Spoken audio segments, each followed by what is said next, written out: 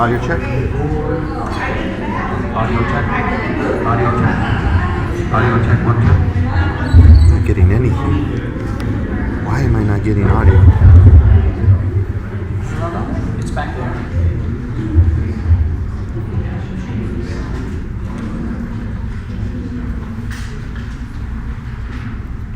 Oh, there you go.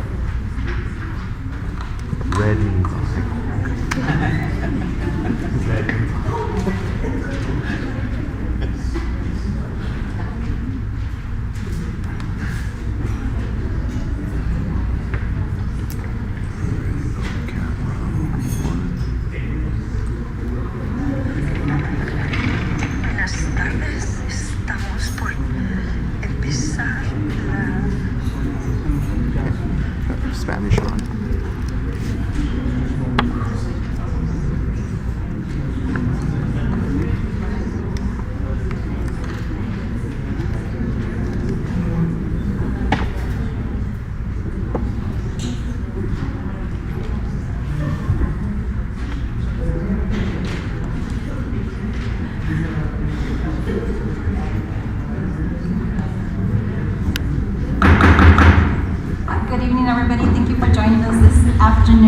for our regular school board meeting. Before I call this meeting to order, officially to order, I'd just like to remind the public that on your way in, there is a sign-in sheet. And then also, I'd like to remind the public that if you would like to address the board, there's some yellow forms out there. And so you need to go ahead and fill those out, and then you can go ahead and give it to Ms. Delgado so that you can address the board. Okay? So I am now calling this meeting to order. This is the Gadsden Independent School District Regular School Board meeting for Thursday, October 6, 2022 at 5:02 p.m. Ms. Delgado, can you please take roll call? Mr. Cano? Present. Mr. Castillo? Ms. Flores? Present. Ms. Murillo? Present. Ms. Rodriguez? Present. Madam President, we have established quorum. Thank you, Ms. Delgado. Please stand for the Pledge of Allegiance.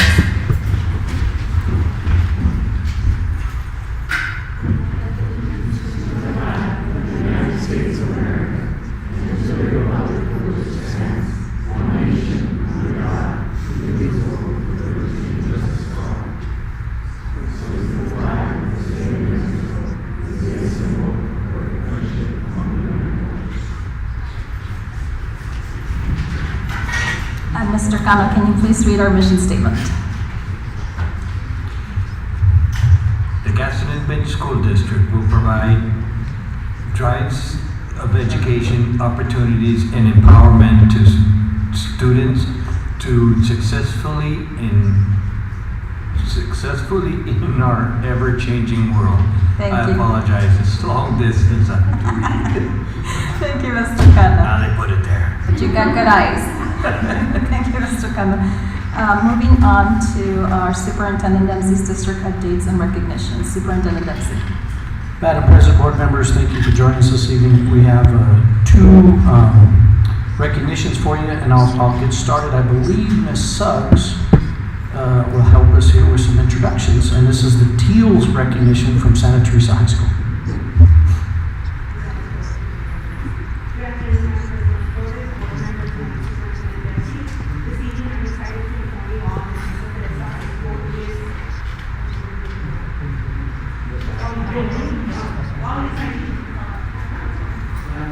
Get closer to the mic. I appreciate it. Thank you, Val. No sirve. Batteries. You guys are there? Nice. Good. Here we go. Start again. Good evening, Madam President Salazar Flores, board members, and Superintendent Dempsey. This evening, I'm very excited to inform you all that Santa Teresa High School was the recipient for the Teals Founder Award. SCHS was nominated and chosen by the staff members of Teals. So what is Teals? Teals is a Microsoft philanthropy program, that builds sustainable computer science programs across different high schools, making sure that they focus on the students that would maybe be excluded from computer science due to race, gender, or geography. They do this through the partnerships between teachers and volunteers from the tech industry. So it is through this relationship that our teachers and our students benefit, because they have an actual person that works in the field, and we're talking about Apple, we're talking about Amazon, that volunteer and help our students, and most importantly, they guide our teacher. And the teacher that is currently our computer science teacher there at Santa Teresa High School is Mr. Saul Nunez, and he is very proud to not only be a teacher at Santa Teresa, but he is a product of this great district, and more importantly, he is an alumni from Santa Teresa High School. So at this time, I would like to invite Mr. Nunez to tell his story.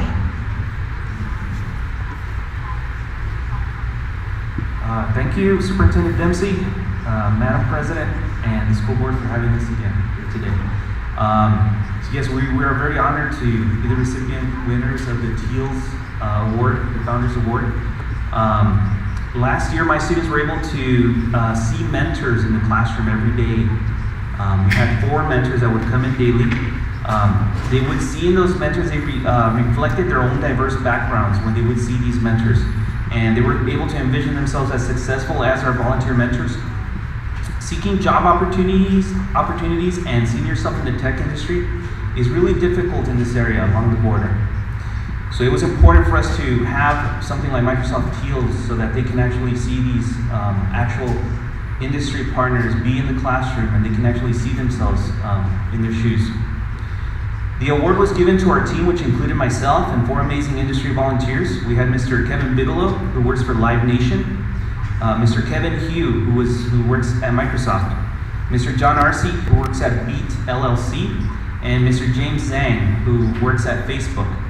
These volunteers showed up daily to inspire the next generation of students who believe they can seek computer science careers in their future. Out of 500 Microsoft Teal schools nationally, we were the school that was chosen for exceptional progress in creating a diverse, equitable, inclusive, and sustainable computer science program. We will be part of a webinar that's on October 11th, where you can join. You can learn more about Microsoft Teals and their mission. I know that we're now getting more computer science teachers in the district, and I highly recommend for any administrator that would like to get their teachers involved in this program to highly seek this, because it is hard to get anybody from the industry to actually come to the classroom and actually love to do what these Teals volunteers did. They loved coming in every day, and my students saw that and they appreciated that. Thank you for all your support. I would like to introduce a student that went through the program last year. Jordan is a student that has excelled in every field, and Jordan and Erica Peralta. Jordan Tejas and Erica Peralta, excuse me. Both students went through Microsoft Teals. They are excellent examples of what Microsoft Teals can do to inspire a student in the next generation of computer science. So Jordan and Erica.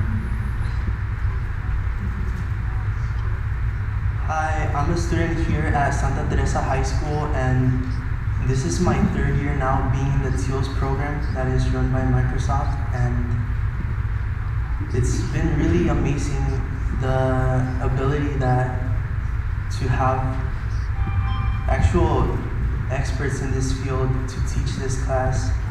I know that being in a border school, it's difficult to find these very technical people, but Kevin Bigelow, John Arce, Kevin Hugh, and James Zhang were really influential last year, especially because cybersecurity is such a growing field now. And it's such a broad field too, since it encompasses many different aspects of technology, such as networking and managing, and things such as setting policies. And a member of the Teals program from last year that really resonated with me was John Arce. Out of all the members there, I believe he was the most technically knowledgeable of all of them, and just seeing his expertise was really motivating to see what I could do if I focus myself and I just exert myself to become the best I can in this field. And for that, I'm really grateful to have these members volunteering their own time and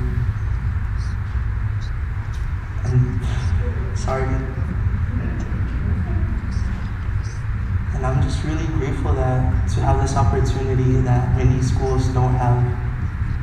Thank you.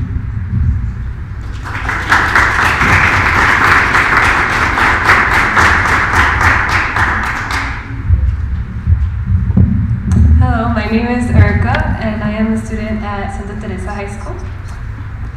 American lawyer Raymond B. Fosdick once said, "It is always the minorities that hold the key to progress. Progress, something everyone in this room strives to see within the academic association. Something everyone in this room wants to see accomplished within the minority group our school is composed of." Today I would like to discuss 3 benefits that the Teals program has brought to my school. First one is the adequate incorporation of computer science instruction as a minority group. Second would be the one-on-one interactivities and interconnections availability with computer science professionals. And third is the motivation and inspiration these volunteers spark in us through their dedication and enthusiasm.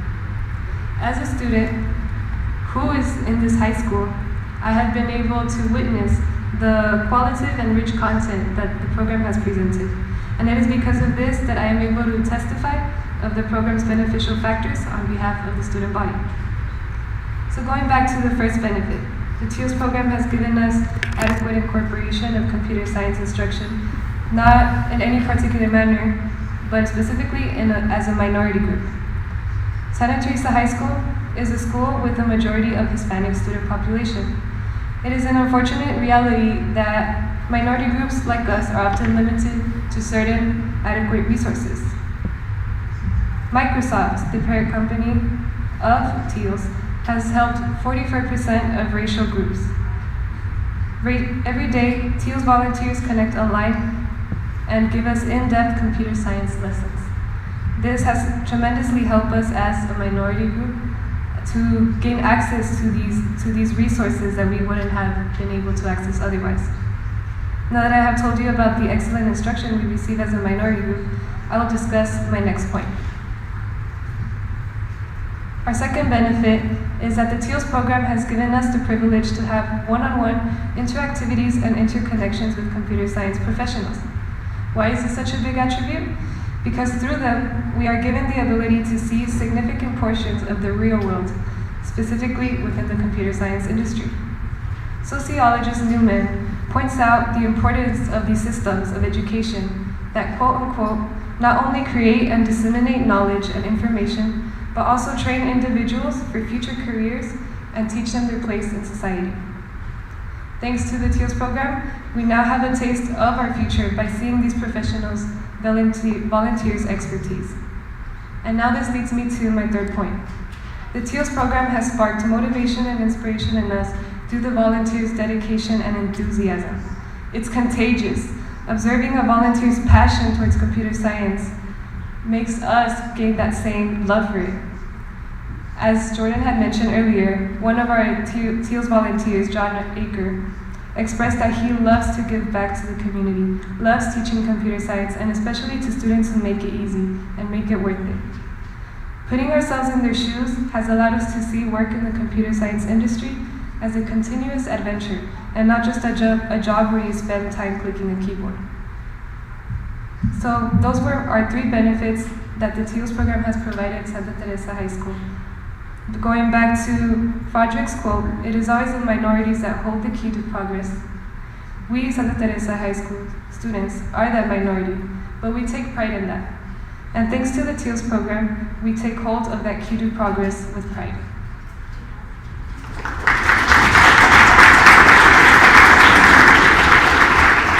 Thank you, everybody. Thank you for having us here tonight. Thank you so much.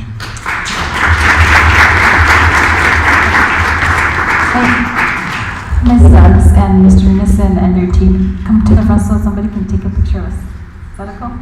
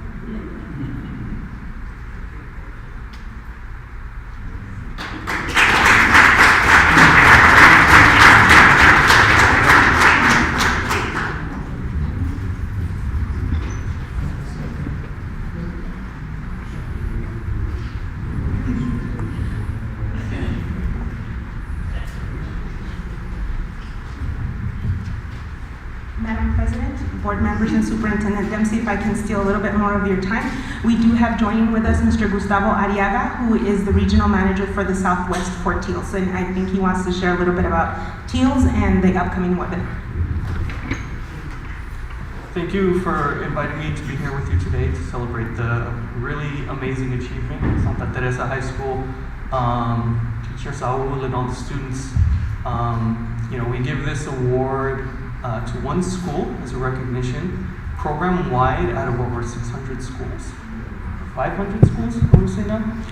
500-600 around there. But it's a lot of schools, and we recognize one every year, and it's really an amazing achievement. I want to thank them not only for offering this, but for really leading the pack.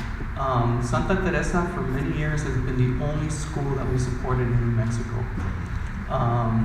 And Superintendent Dempsey, the staff, the administrators at Santa Teresa High School kind of were visionaries in saying yes to computer science education, yes to providing opportunities for their teachers to skill up and become proficient and able to teach a new subject on their own. Yes to providing the opportunities that computer science education and the tech sector offer to their students, really years before anybody in the state of New Mexico was even thinking about it. So congratulations to you all. Thank you for being visionaries. Thank you for all the hard work that's been put in over the years to build and grow the program from just one section that we were supporting to now an entire full pathway. Again, leading not only to exposure, but to really those pathways from education all the way through industry and careers, right? So yeah, just another round of applause, everybody. It really is.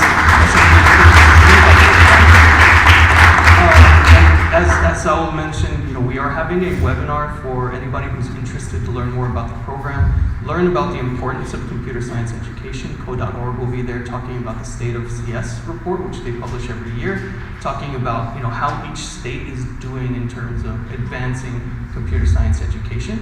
And again, New Mexico is getting there, and Santa Teresa and Gadsden ISD have been leading the pack. So thank you for that, and I hope to see you on the 11th for our webinar. I'll provide information to Saul, who can share that information with the rest of you if you'd like to attend. So thanks again, and congratulations to everybody. Awesome job. Thank you very much. Thank you again, and we appreciate the partnership. This was really. I'll just share how this developed was really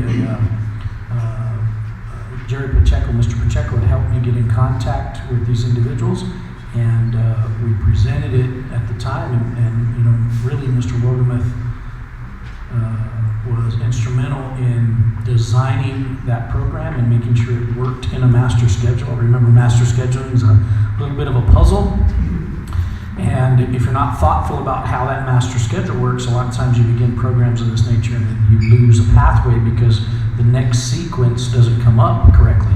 And so I appreciate everybody's work.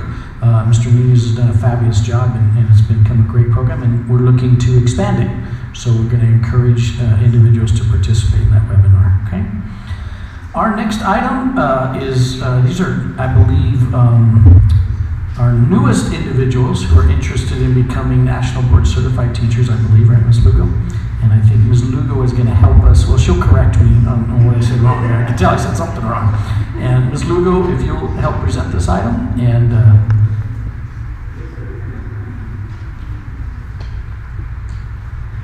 Good evening, Madam President, members of the board, Superintendent Dempsey. We are actually the National Board Support Network for the district, and we are called PLFs, Professional Learning Facilitators. We support candidates that are going to go through the process of becoming National Board Certified Teachers. And then if you want to come with me, we are very excited to have this opportunity to share information about the National Board process and the support that we offer candidates. And we want to thank you for allowing us to support and making this support possible. Madam President, you have your National Board Certified certification, and you know how rigorous this process is, and the fact that the district is providing the support, it's just a valuable opportunity for everybody. So we thank you. I want to begin by sharing some numbers. As you see in the screen, currently we have 10 National Board Certified Teachers in the district, in the entire district. We know this is not a big number, and that is the reason why we are really encouraging everybody to pursue their certification. We started our support in 2019 with 18 candidates, and out of those 18, 6 candidates are waiting for scores to receive scores in December. So So we really hope that all of them achieve, and we are able to recognize them in one of the board meetings, hopefully in January. And then we're also very excited because we started our second cohort this year, and 13 candidates have showed interest, and they already registered, and they're going to start working on their certification this year as well. And now I am going to let Ms. Borunta continue with the presentation, and the next slide, please. Good evening, Madam President, members of the board, and Superintendent Dempsey. The eligibility criteria to become part of this cohort is that you have to have a bachelor's degree, complete 3 years of teaching experience, and a valid state teaching license. We will have Nancy Bayangamba go through the other slides. Good evening, Madam President, members of the board, and Superintendent Dempsey. We as PLFs, as professional learning facilitators, have supported our candidates with these 5 steps, this process that they need to go through to register and get everything ready so that they can get going. So we make sure that they understand the process, that it is a rigorous process. It isn't something that you go into lightly. And we make sure to confirm their eligibility and help them create an account. And we did that here at the GAP. We met with them and we made sure that we had laptops available, and we helped them go into National Board to the website, create an account. We made sure that they know the important dates when things were due, things like payment and things like that. We made sure that they understood their choices that they have. There are 16 different areas where you can become nationally board certified. So we make sure that they understand to choose the one that best suits what they are doing now, so that they can hopefully achieve that process. And then finally, we are in the process now of helping them register. They did register, and the district was very generous in supporting them with that registration fee. And then we are going to help them now complete that registration process and get going, get started. So Ms. Angela Sanchez will continue with the presentation. All right. Next slide, please. Madam President, members of the board, Superintendent Dempsey, our PLF support, what is that? So I think one of my colleagues already mentioned that it stands for Professional Learning Facilitator. We are nationally certified teachers, so we did go through the process. However, you do have to take a special course of 16 hours to become an actual PLF, like a professional learning facilitator, to be able to support candidates and actually go through the training that we went through. And we can actually charge candidates ourselves if we wanted to support them. So the fact that Gadsden is doing this for our teachers is amazing, because we can charge up to $250 per component to help and guide teachers who are trying to achieve their certification. And so the way that we do that is that we are going to be having workshops at Loma Linda Elementary, and we will be working on different components. Now we have 2 different cohorts, and people are at different stages of their journey. So we're gonna try and set up a workshop, kind of a breakout session, kind of a model using different rooms at Loma Linda. So there's 4 different components. We kind of plan to divide and conquer and become really good at the components that we do service with our candidates. And then we're going to be reading their components, offering readings. So we'll offer 3 readings to the candidates per component, and then give them feedback. So offering some enlightenment with some questions, getting them to think further. And then we will also, second semester, be starting Saturday professional developments at Loma Linda as well. Currently, for first semester, we will be meeting with them Wednesdays at 4:30.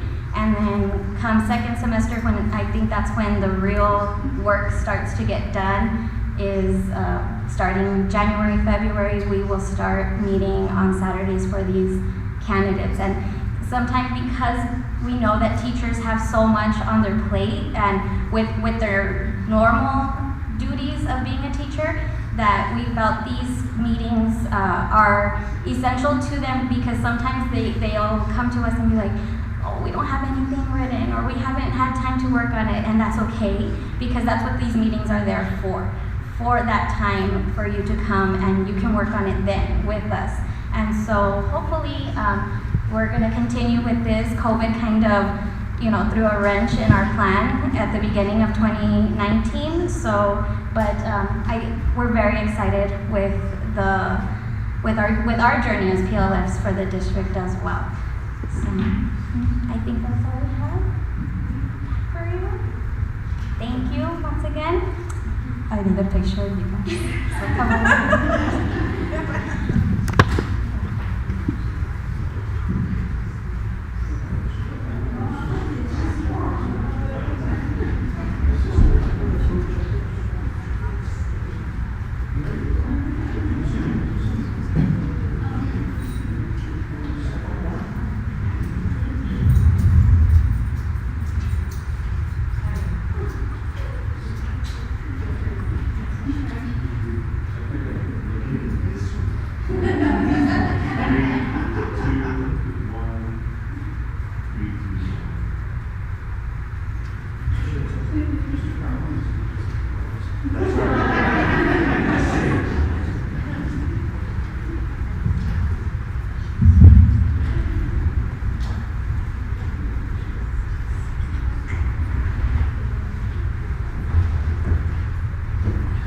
Okay, thank you for that, Ms. Lugo. We appreciate that presentation. Very exciting. We haven't really probably spent a tremendous amount of time talking about, we're kind of regrouping, I guess, after pandemic. But I will say this is a program I'm very vested in and would love to see us as Gadsden lead over the course of a few years with the most number of national board certified teachers. And I think if we can support them with that type of team, we can get a lot of people to the finish line. It is very challenging. To be a national board certified teacher is very challenging. And so I appreciate all the work these ladies are doing, and also mention that Ms. Villalobos is really behind this with federal program dollars to help support it. So if you wonder from a funding perspective how we're doing that, those are federal program dollars that are helping us do that. Okay. Okay, our next item is our student representative, and we have Marie Fulton, who's a 12th grader at Desert Pride Academy. Good evening, Madam President, members of the board, and Superintendent Dempsey. Before I came to Desert Pride, I started out at Silver Magnet High School. In case you don't know, the school is for students who are interested in the medical field. I personally wanted to become a veterinarian. My freshman year was going great, but then COVID happened. Our week break turned into the rest of us doing the rest of our freshman year online. Around that time, my mother struggled financially, and we ended up moving to New Mexico. I had to start and finish my sophomore year online. It was a struggle. I ended up falling behind on my credits because of it. I tried to enroll into Gadsden High School, but because I fell behind on credits, they recommended me to Desert Pride. From the first day, I thought that this was a regular school. The only differences were the hours and the small classes. When I talked to people from other schools, they told me that the school was for bad kids and that there were always fights. While attending here, I noticed the opposite. Because of how small the classes were, the students had better communication with their teachers, students were participating, and the students were more attentive during classes. Although there are students here due to their behavior at their home schools, every student here is motivated to graduate. As I am ending my senior year, I will be graduating in December. I started applying to colleges, and I'm 17 and looking forward to my future. The reason I'm sharing this with you is because I still continue to hear bad rumors about the school, and I want everyone from the community to be informed about Desert Pride. With that said, I would also like to inform you about some of the good things happening at our school. Starting off, we have around 80 students that will be graduating on December 15th. There are also students participating in FAFSA night as we speak. are also starting construction of the greenhouse, which will hopefully allow students to graduate with more certifications. Last year, we had 70 students that graduated with a certification in first aid. This year, we have 21 students graduating and certified in safety and first aid. The school will also be receiving anatomatch tables, which are 3D anatomy and virtual dissecting platforms. That is all. Thank you.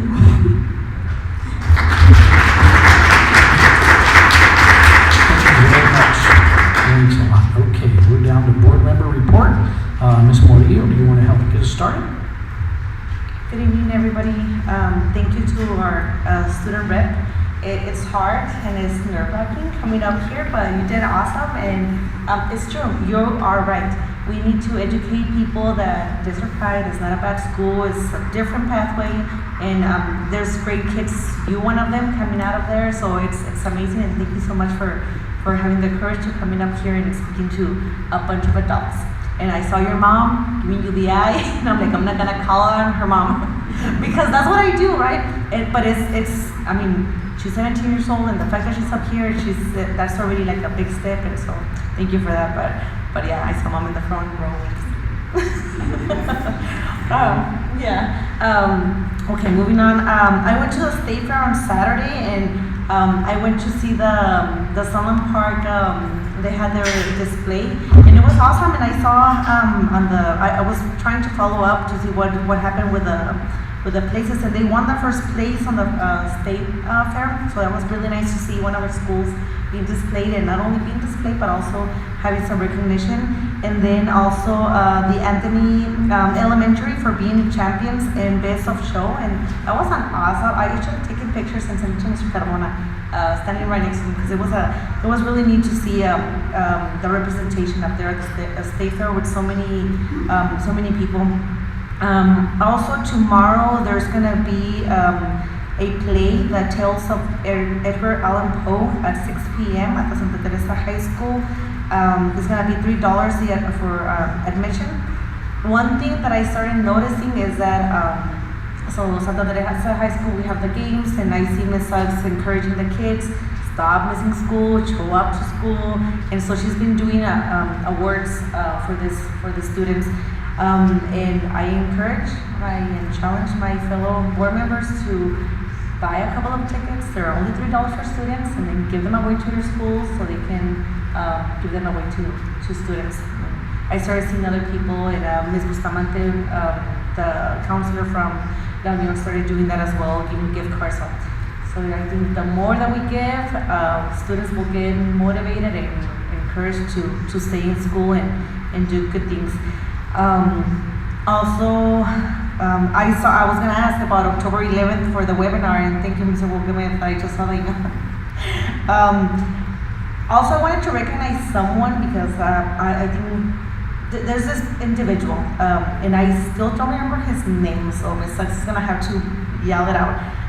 Culinary teacher from Santa Teresa High School? Mr. Tarango. I remember him from graduation, and he's very approachable and very, active, and he was telling us all about the food, and I made the shakes, and so that was my first interaction with him, and I thought it was great. But then he went and volunteered for a couple of events at the schools, and teachers, some teachers from other schools were asking me, who is that guy? And then parents were telling me, he's everywhere. Well, I didn't know that he volunteers to all these events involving the school. One Saturday we had the Franklin band of bands, and so he was there helping with equipment, and I'm like, I'm sorry, who are you again? Like he said, I am the culinary teacher. So I'm like, okay. So I think it's great, and it's awesome. He has the time, which is amazing, to help and like his colleagues, and attending these events to help with the kiddos. And so I just wanted to give him a shout out, because that's really neat to see. What else? Congratulations to Santa Teresa High School band. They got 2nd division on that event. And there were over 2,000 students participating at that. There was a bunch of amazing bands, but I saw Anthony, and that was a really good one too. But yeah, Santa Teresa across second division, so it was really nice to see. And I think that's just pretty much it. Yeah, that's it. Oh, we're working on the Red Ribbon week. And Mr. Sanchez, you can tell that their community likes you out there because we get the calls and they're like, how can we help? They want to be part of a parade. So if you guys want to be part of it, call Mr. Sanchez because it seems like it's going to be a really neat one. And that concludes my report. Thank you, Ms. Maria. Mr. Cano? Wow. First of all, I'd like to start off by saying that I am 1,098 days COVID-free. Back in October 2019, I got COVID. I thought I wasn't going to get out of it, but I'm here. I like to ditto back into what Santa Teresa is doing. It's promoting, it's moving up. I attended their football game, first football game since I was in high school. Don't ask me how long ago, please. And it was great, and I miss it. And I wish it wasn't working every Friday so I can be able to attend more games. But it was awesome. Brought back old memories back when I was in high school and helping out with the band as well. You know, and I'm glad that my youngest one, 2 more years before he goes up to Santa Teresa, but he's really enjoying band right now at the middle school. So I guess I'll be partnering up with you, partner. That is all I got for today. Thank you. Thank you, Mr. Carr. Ms. Rodriguez? Good evening. I attended the GLAD training, which is the professional development that helps with acquisition for English language learners and dual language programs. It has designed the strategies and model to specifically target and promote language skills, academic achievement, and cross-cultural skills. So when I attended, I tell you this because it was a wonderful experience. I saw how teachers received great strategies to be able to implement in the classrooms. And not only did they receive the strategies, but the trainers applied them. At the end, they applied them, and so the teachers were able to see what it looks like, everything that they were trained for during the time they were there. It was a few days, and it was all live, so that was neat to see. Thank you, Ms. Nubia Tarazona and Ms. Judy Cano, and all of the bilingual department, and of course, all the amazing teachers that have received this training already.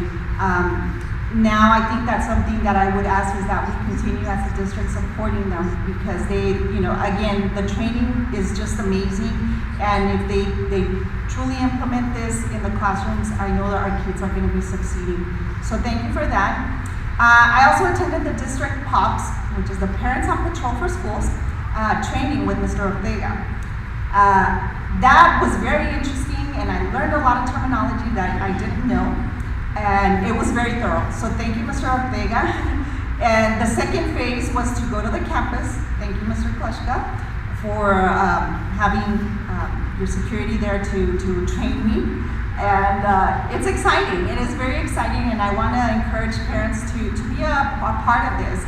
And you know, remembering that the primary duty, as Mr. Dempsey said, the primary duty, or I think it was Mr. Ortega, is to observe and report things such as unlocked doors and suspicious activity. So, you know, we're just there to support and to help. We're not there to be looking for what's being done or what's not being done, but to help with the security. So parents, please be a part of it. It is a process, but it's very well worth it. Also, I have been attending classes offered by Mesquite Elementary, or at Mesquite Elementary with Ms. Martinelli, and it's always great to see that the class is growing. You know, every week it seems like another parent brings another one, and so I think that that's great because that's what we need, right? We need for parents to learn different ways to help our kids because being a parent is not easy, and I don't think there's a manual for that. So supporting each other is great, and not only do we learn something, but we're able to interact with other parents. And lastly, I want to remind you to please attend Coffee with the Principal. This is a way to be informed of what's happening within the campus of where your child attends school. Coffee with the Superintendent, this helps at a district-wide level to understand what is going on in the district. And then of course the Monday morning message, that's for staff. And one of the things that I want to say about these three things is that this gives us an opportunity to ask questions. You know, it's not just to hear what is being said, but if we have any questions, we can ask. And I encourage the staff to do the same. You know, if you don't know something, it's better to ask than to just, you know, be wondering what the truth about it is. So these are great opportunities to bring up those issues or concerns or whatever it might be. So please participate. It is important, and it's only the way that we're going to grow as a district. And I think that is very important. Thank you, Ms. Rodriguez. Ms. Flores. Good evening, everybody. I'd like to start by, it is October, so happy birthday to all of our October babies. We're sure glad you are born this month of October and you're part of the Gadsden School District family. Happy birthday. Feliz cumpleaños. Let's see. Talking about Santa Teresa High School, I'd like to also congratulate the band. I'm not sure the name of the competition, but I did see that they received second division award, so congratulations to the band. And then I also wanted to point out that when I was scrolling, sometime this week I came across an MSU News, and they were recognizing one of our students from Santa Teresa High School. She's a graduate from the class of 2022. Her name is Carla Alvarez, and so she was recognized as being part of the 2022 cohort of the Conroy Honor Scholar Program at MSU. So congratulations to Carla Alvarez on that achievement. And congratulations to the young man and the young lady and Mr. Nunez and the gentleman. Thank you for what you're doing with regards to the computer science, correct? So thank you. And then let's see. Thank you, Marie Fulton, for joining us this evening. It was a pleasure to meet you in person before the meeting started. And thank you, Ms. Alvin, for joining your daughter. I'm so happy to see it. It's, you know, when parents are out there, you know, we are so excited to see our kids being successful. So thank you for your support for your daughter. Also, congratulations, like Ms. Maria was saying, to the Summon Park Elementary and Anthony Elementary School for obtaining ribbons in the fair in Las Cruces. Congratulations. I'd also like to, let me see, I'm everywhere here. I'd like to welcome, because you know, as part of our board meetings, you'll see on the agenda the personnel report. So I'd like to welcome all of our new employees to the district, whether you're certified or non-certified. Welcome to Gadsden. And then those of you who left us, shame on me, hopefully you'll come back, and thank you for your service. And then I'd also like to congratulate those of you who got promotions. So this afternoon, specifically with administration, I'd like to congratulate Magdalena Valdez, who is now Miss, oh my goodness, Lorena. I always will know you, Lorena. It's her AP, congratulations. And then I believe Sandy Silvas is with the pre-K. LM, I don't know what that means, but I'll talk to you later, so you can tell me what LM means. Is it La Mesa? Okay, La Mesa. So congratulations. I did attend, let me see. I attended Coffee with the Principals, so thank you to the Chaparral principals for presenting the data of our kids. And I know we're going to work harder to increase those scores, not only in Chaparral, but in all our schools in the district. We want to improve those scores.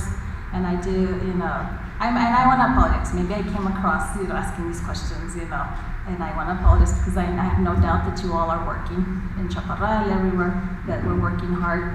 But, you know, Mr. Dempsey agrees with me. We want those scores to be higher because our kids can do better. And so, with that being said, I want to thank you, sir, for giving me the opportunity. I actually went to Desert. I wanted to join up. I've been wanting to go to a PLC for the longest time, and since I was on fall break, you allowed me to go to Desert Trail. And what intrigued me about Desert Trail, because I was already asking to go to another school, but I'm very, Ms. Barajas, you sent your instructional specialist. Her name is Ms. Hansopoulos. And so when she was talking about, when I was asking questions about data, you know, she really was quoting this book, High Reliability Schools.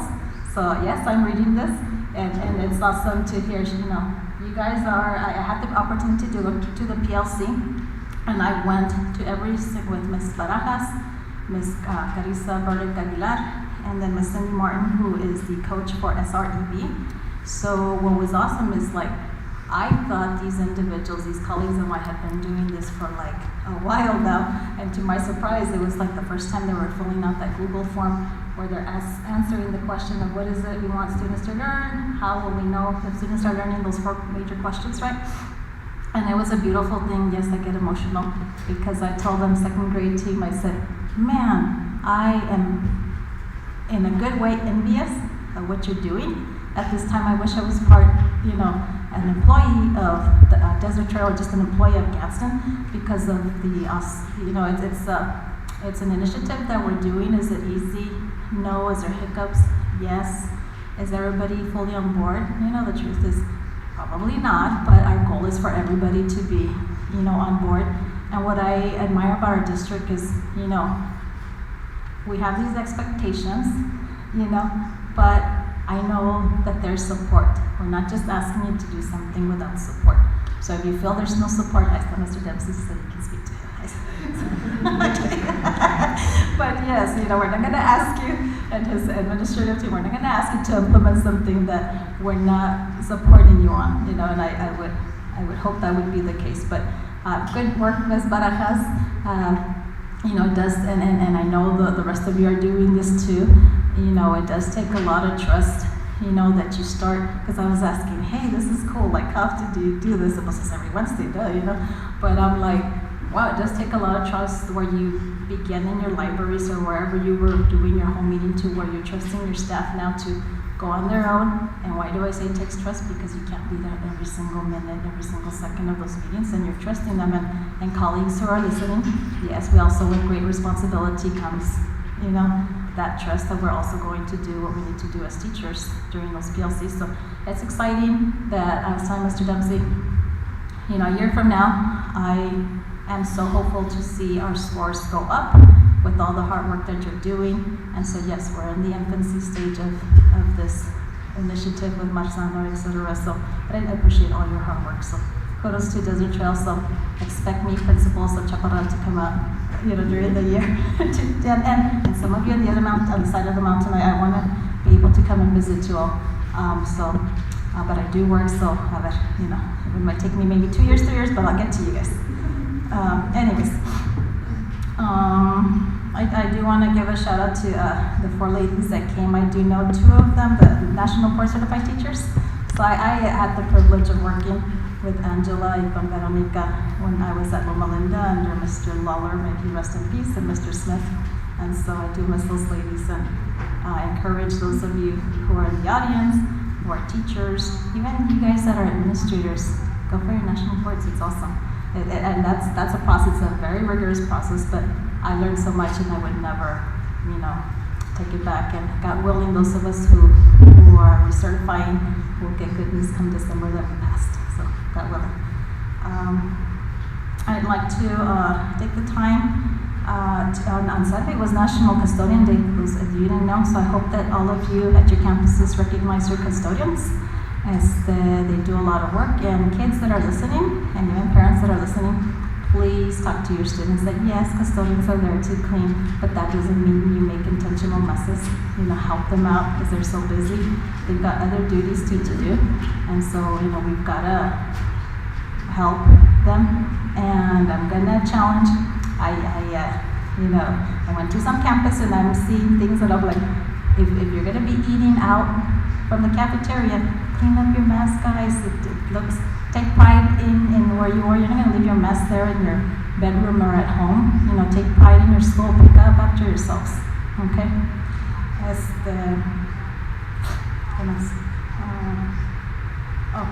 I'll conclude with this. So the Chaparral community, we have our homecoming, ¿verdad, Ms. Lopez? It's tomorrow versus Cathedral. So come out and support the Lobos. We had to cancel because of lightning and rain last night. Our when was it, our bonfire, so I got the message we're gonna have it afterwards, after the fall break, and then the Power Puff game also, is that how you call it? So come out and support the Lobos, and then I do want to take the time to congratulate Ms. Avila, your football team. I believe both the 7th and 8th grade team only lost one game, and so Ms. Lopez, you've got incoming freshmen, there is hope for our football team. So, Ms. Nugent, Mr. Dempsey, there is, we've got the talent. So, let's figure out, let's problem solve to see how we can make our team better. Because yes, it takes a coach, but also takes the teammates and parent support so that one day we can be district champs, hopefully. But we definitely have the talent. So thank you, Coach Palomares, Coach Amin, Coach Darrell, Coach Leyva, for all your hard work. And with that, I conclude my report. Moving on to the Human Resources Report. So that report is available for public knowledge. It does not require the action of the board, and that's where you'll get your people that were hired, terminated, promotions, etc. Okay. Moving on to item number 5. Do I hear a motion? Madam President, I'd like to make a motion to accept modification of the agenda. Okay, so Mr. Cano has made a motion to accept the agenda as is. Superintendent Dempsey? So recommend. All in favor? Aye. Aye. All opposed? Okay, motion passes. Moving on to item 6, our regular school board minutes for September 22nd, 2022. Do I hear a motion? I'd like to make a motion to accept the regular school board minutes for September 22nd. Ms. Rodriguez has made a motion to accept the minutes for September 22nd, 2022. Superintendent Dempsey? So recommend. All in favor? Aye. All opposed? Motion passes. Consent agenda. Do I hear a motion? I make a motion to accept the consent agenda as is. That was Ms. Murillo, correct? Okay, so Ms. Murillo has made a motion to accept the consent agenda as is. Superintendent Dempsey? So recommend. Any questions or comments before? Okay, all in favor?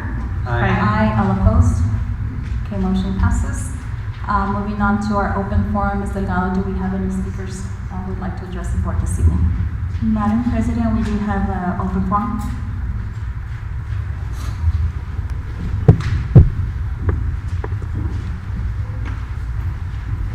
So we do have one individual,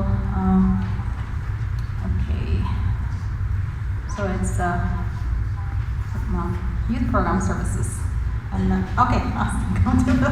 Go to the bottom. So before I give you the floor, Ms. Rodriguez, can you please take, along with Ms. Delgado, make sure we give the gentleman 5 minutes. So let me just go ahead and give our little disclosure to you. So personal attacks upon board members, staff personnel, or other or absent by individuals who address the board are discouraged. Presenters are cautioned that statements or representations concerning others that convey an unjustly unfavorable impression may subject the presenter to civil action for defamation. Policies KE, KEB, KEC, and KED are provided by the board for deposition of legitimate complaints, including those involving individuals. So you've got 5 minutes, sir. Welcome. Go ahead.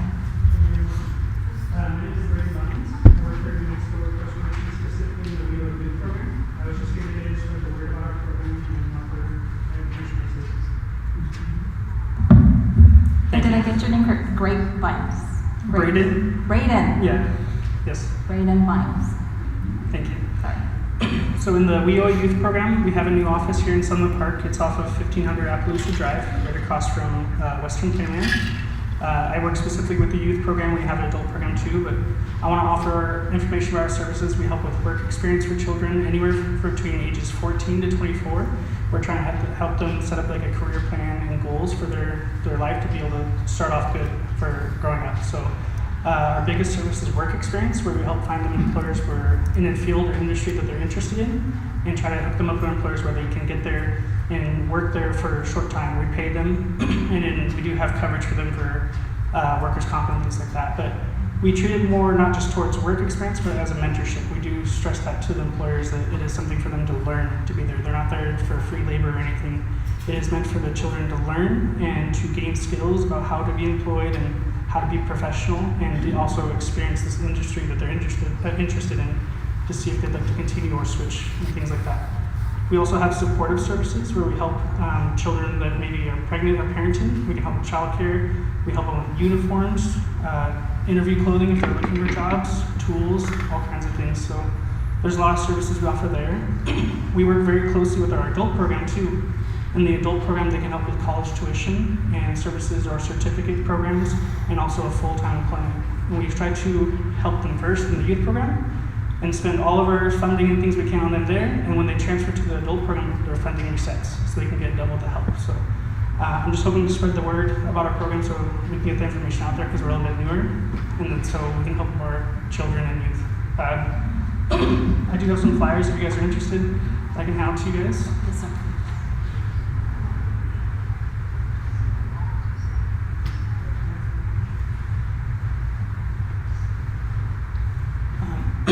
At the moment, that's all the information I have for now, but I'd love to answer any questions you guys have or any more information you're needing.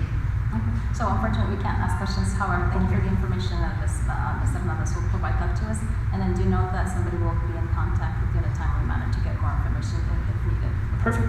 Thank you very much. So much for joining us this evening, sir. Thank you. Okay, moving on, this evening we do not have any action items. So we're gonna move on to discussion items. Our first discussion item of this evening is our CES proposals for the Gadsden High School turf field replacement. Superintendent Dempsey. Madam President, board members, Ms. Vela is going to present this item.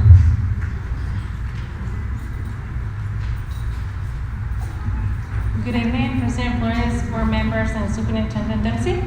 So this time I have the Gadsden High School turf, field turf replacement for discussion. We have started the process already to request proposals through the CES. This is the Cooperative Educational Services for the replacement of the turf at the Gadsden High School. After we receive the proposals, we also have the committee that will help us to review those proposals. This committee includes the Gadsden High School football coach, our director of athletics, along with the physical plant department and construction department.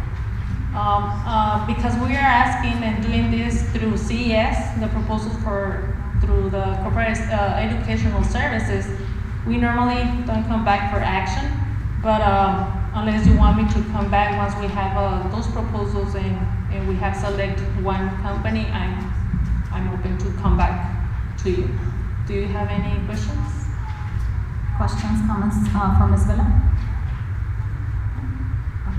I believe so. Would you need to add anything? You may. Okay.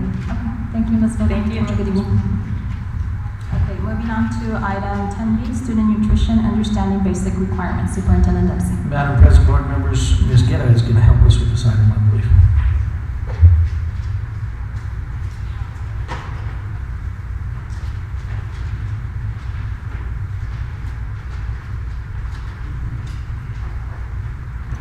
Good evening, Madam President, board members, and Superintendent Dempsey. So what I'm going to present to you today is just basic requirements for our meal programs that we offer in the district. We do have a PowerPoint presentation. I believe you also have a handout in your packet, so if you can't see them.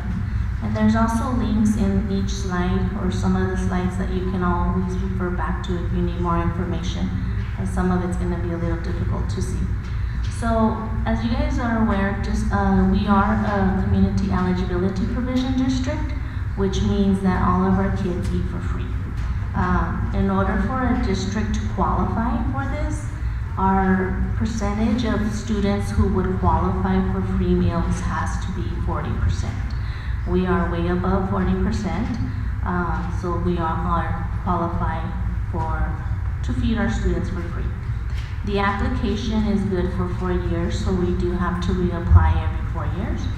And currently, our percentage of the way it breaks down is we have 97.23% of students that qualify for free meals, and the 2.777 are actually identified as pay students. So what that means is when we get our reimbursements from the state, that 97.23%, we are paid or reimbursed under the free, which is of course a larger reimbursement. and the 2.77 we are paid at for the paid price, which is a little bit less. Okay, so for the meal programs that we offer in the district, so under the National School Lunch Program and the National School Breakfast Program, districts who choose to operate under those programs are only allowed to provide 2 meals. So it could be breakfast and lunch, lunch and a snack, or breakfast and a snack, or I've never heard of anybody that does dinner, but I'm sure if that was an option, then they would do dinner. In Gadsden, we do breakfast and lunch. So that is how we fulfill our requirements under that program. It's for providing breakfast and lunch. Our department solely operates off of the reimbursements that we receive for the breakfasts and the lunches that we serve. They do not look at what is prepared, and they do not look at the enrollment. It's solely based off of what is served. Snacks and dinner, we do offer in the district, but those are function under a different program. Snacks are under the PED, or the Public Education Department, but it is solely for after-school programs. Dinner is actually, we are contracted through FYI as a vendor to provide dinner for the programs. Okay? And just to give you numbers, in August of this year, we did serve 6,245 dinners. Okay? So what is required for each of our programs? Our programs are mainly and heavily regulated by USDA federal guidelines, and we also have state guidelines. In the slide here, we do have a link to the registrar, which kind of lists all of the requirements that we must apply or implement under the programs. So you can also go in there and look at the register. It's also part of the Healthy, Hungry, Free Kids Act of 2010. This was brought on when Obama was in office and made a lot of changes to the requirements, okay? Including snacks and fundraising for any food sold in the district also have strict requirements and guidelines that must be followed. And again, you have there a link to a guide that you can go into and look at, but we'll look at the requirements and some slides here in a bit. So for breakfast, we must, breakfast, they look at the number of items that are offered. The child can decline, depending on the number of items, can decline some items. And they must have on their tray 3 items. One of those items must be half a cup of a fruit or a juice, because we do offer juice in the mornings. We do have daily and weekly requirements when it comes to your sodium, your fat, your calories, and other items that we have to make sure we're meeting on a daily basis and on a weekly basis. On the next slide, you do have just the link to the actual meal chart pattern for our breakfast, and there it will break it down by the day and by the week of what we need to meet. And then our next slide, lunch requirements is a little bit more tricky. So at lunchtime, they do not look at the number of items, but they look at the number of components. So we are required to offer 5 components every day. And your 5 components are your protein or your meat alternate, your grain, which has to be 50% whole grain, your milk, your yogurt, your fruit, and your vegetable. Now the vegetables have even subgroups that we have to meet within the week. You have your dark green, your orange, your legume, and your starch, and then other. For the lunch requirements like breakfast, the child must take at least 2 of the 5 components and half a cup of fruit or vegetable. So they still have to have at least 3 things on their tray, but it's not items, it's components, okay? And of course, they can take all the components if they choose. On the next slide, you also have the link to the meal pattern chart, so you can look at it into more details again We have sodium, calorie, trans fat, saturated fat requirements that we're supposed to meet. One thing I'd like for you to notice on this chart for lunch is right now our sodium level is at a certain amount. Come July of next year, it's going to decrease even more. Okay? And of course, nothing tastes good without salt, right? So one thing I like to just kind of make, is that you guys understand that, like I said, we are heavily regulated by federal guidelines as to what we can serve and what we can't serve. And it doesn't apply just to what we serve in the kitchens, but it also applies to what schools are going to be selling to the students. Now if items are being given, there's nothing that applies to it. But when they're selling items, then the smart snacks have to be met. So on our next slide, we'll look at that. So pretty much for smart snacks or fundraising, any items that are going to be sold during the school day have to meet the smart snack requirements. And USDA defines the school day as midnight up to 30 minutes after the last school bell. And that's pretty much all day. And I know some schools don't like that, but again, it's not me, this is the USDA regulation. Okay, so fundraisers, like I said, anything sold during the school day does have to meet the SMART guidelines. We'll get into the requirements by beverages and all that here in a bit. There cannot be any competitive selling during our meal times. Reason being, like I said, we are a CEP district.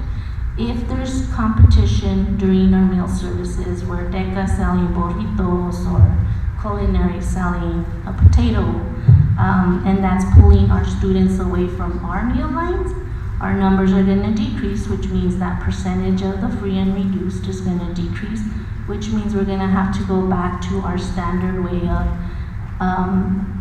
qualifying these students for meals, which means they have to fill out an application, which means we're going to have charges, and that's just a headache. So that's why it's very important that the programs that are running fundraisers do not have anything going on during meal service. Okay?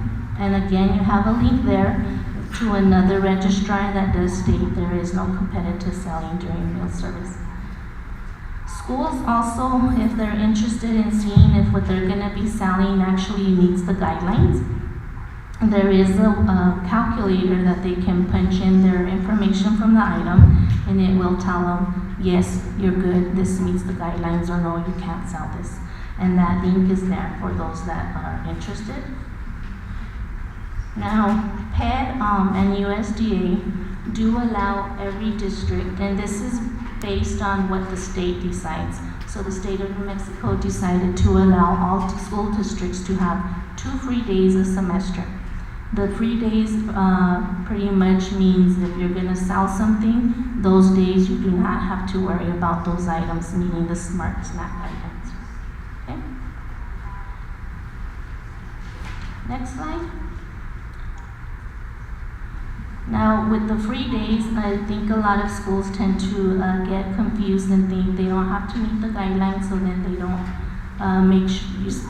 That's just for the SMART snack guidelines, but Environment Department requires a temporary food permit if you're selling any food items that require temperature to maintain. So burgers, hot dogs, nachos, anything that needs to be hot. If you're selling packaged items like chips and cookies that come packaged, you will still need to fill out that temporary application, and then the Environment Department will decide whether you need the full application or just a priority 2 letter that says you're allowed to sell packaged items. We do recommend the schools get this in time because it does take the Environment Department up to about 10 days to review applications. And we do have the link there for the temporary application. If you guys are interested in seeing what that looks like, I can tell you it is a long application. It requires a lot of information. You have to show them how you're maintaining temperature. You have to include your menu. You have to, what is the hand washing station going to look like? And the last thing is just that we need to ensure that all activities taking place on the schools are logged and kept on the student activity log that is included in part of the student activity manual. Okay. So the next slide, we'll go into more details about what is required for snacks and beverages that are sold to students. So the first slide is talking about snacks and entrees. So an entree would be like a burrito or a pizza or that big potato that they're selling. So you will see here, and on the top row it does tell you, it has to be whole wheat, 50%. It'll give you the total of calories from fat, total of some calories from your saturated fat. Your trans fat has to be 0, how many calories that item can be, and how many calories from the sugar, and your sodium requirement. So as you'll see, it does get pretty intense on what those items have to meet.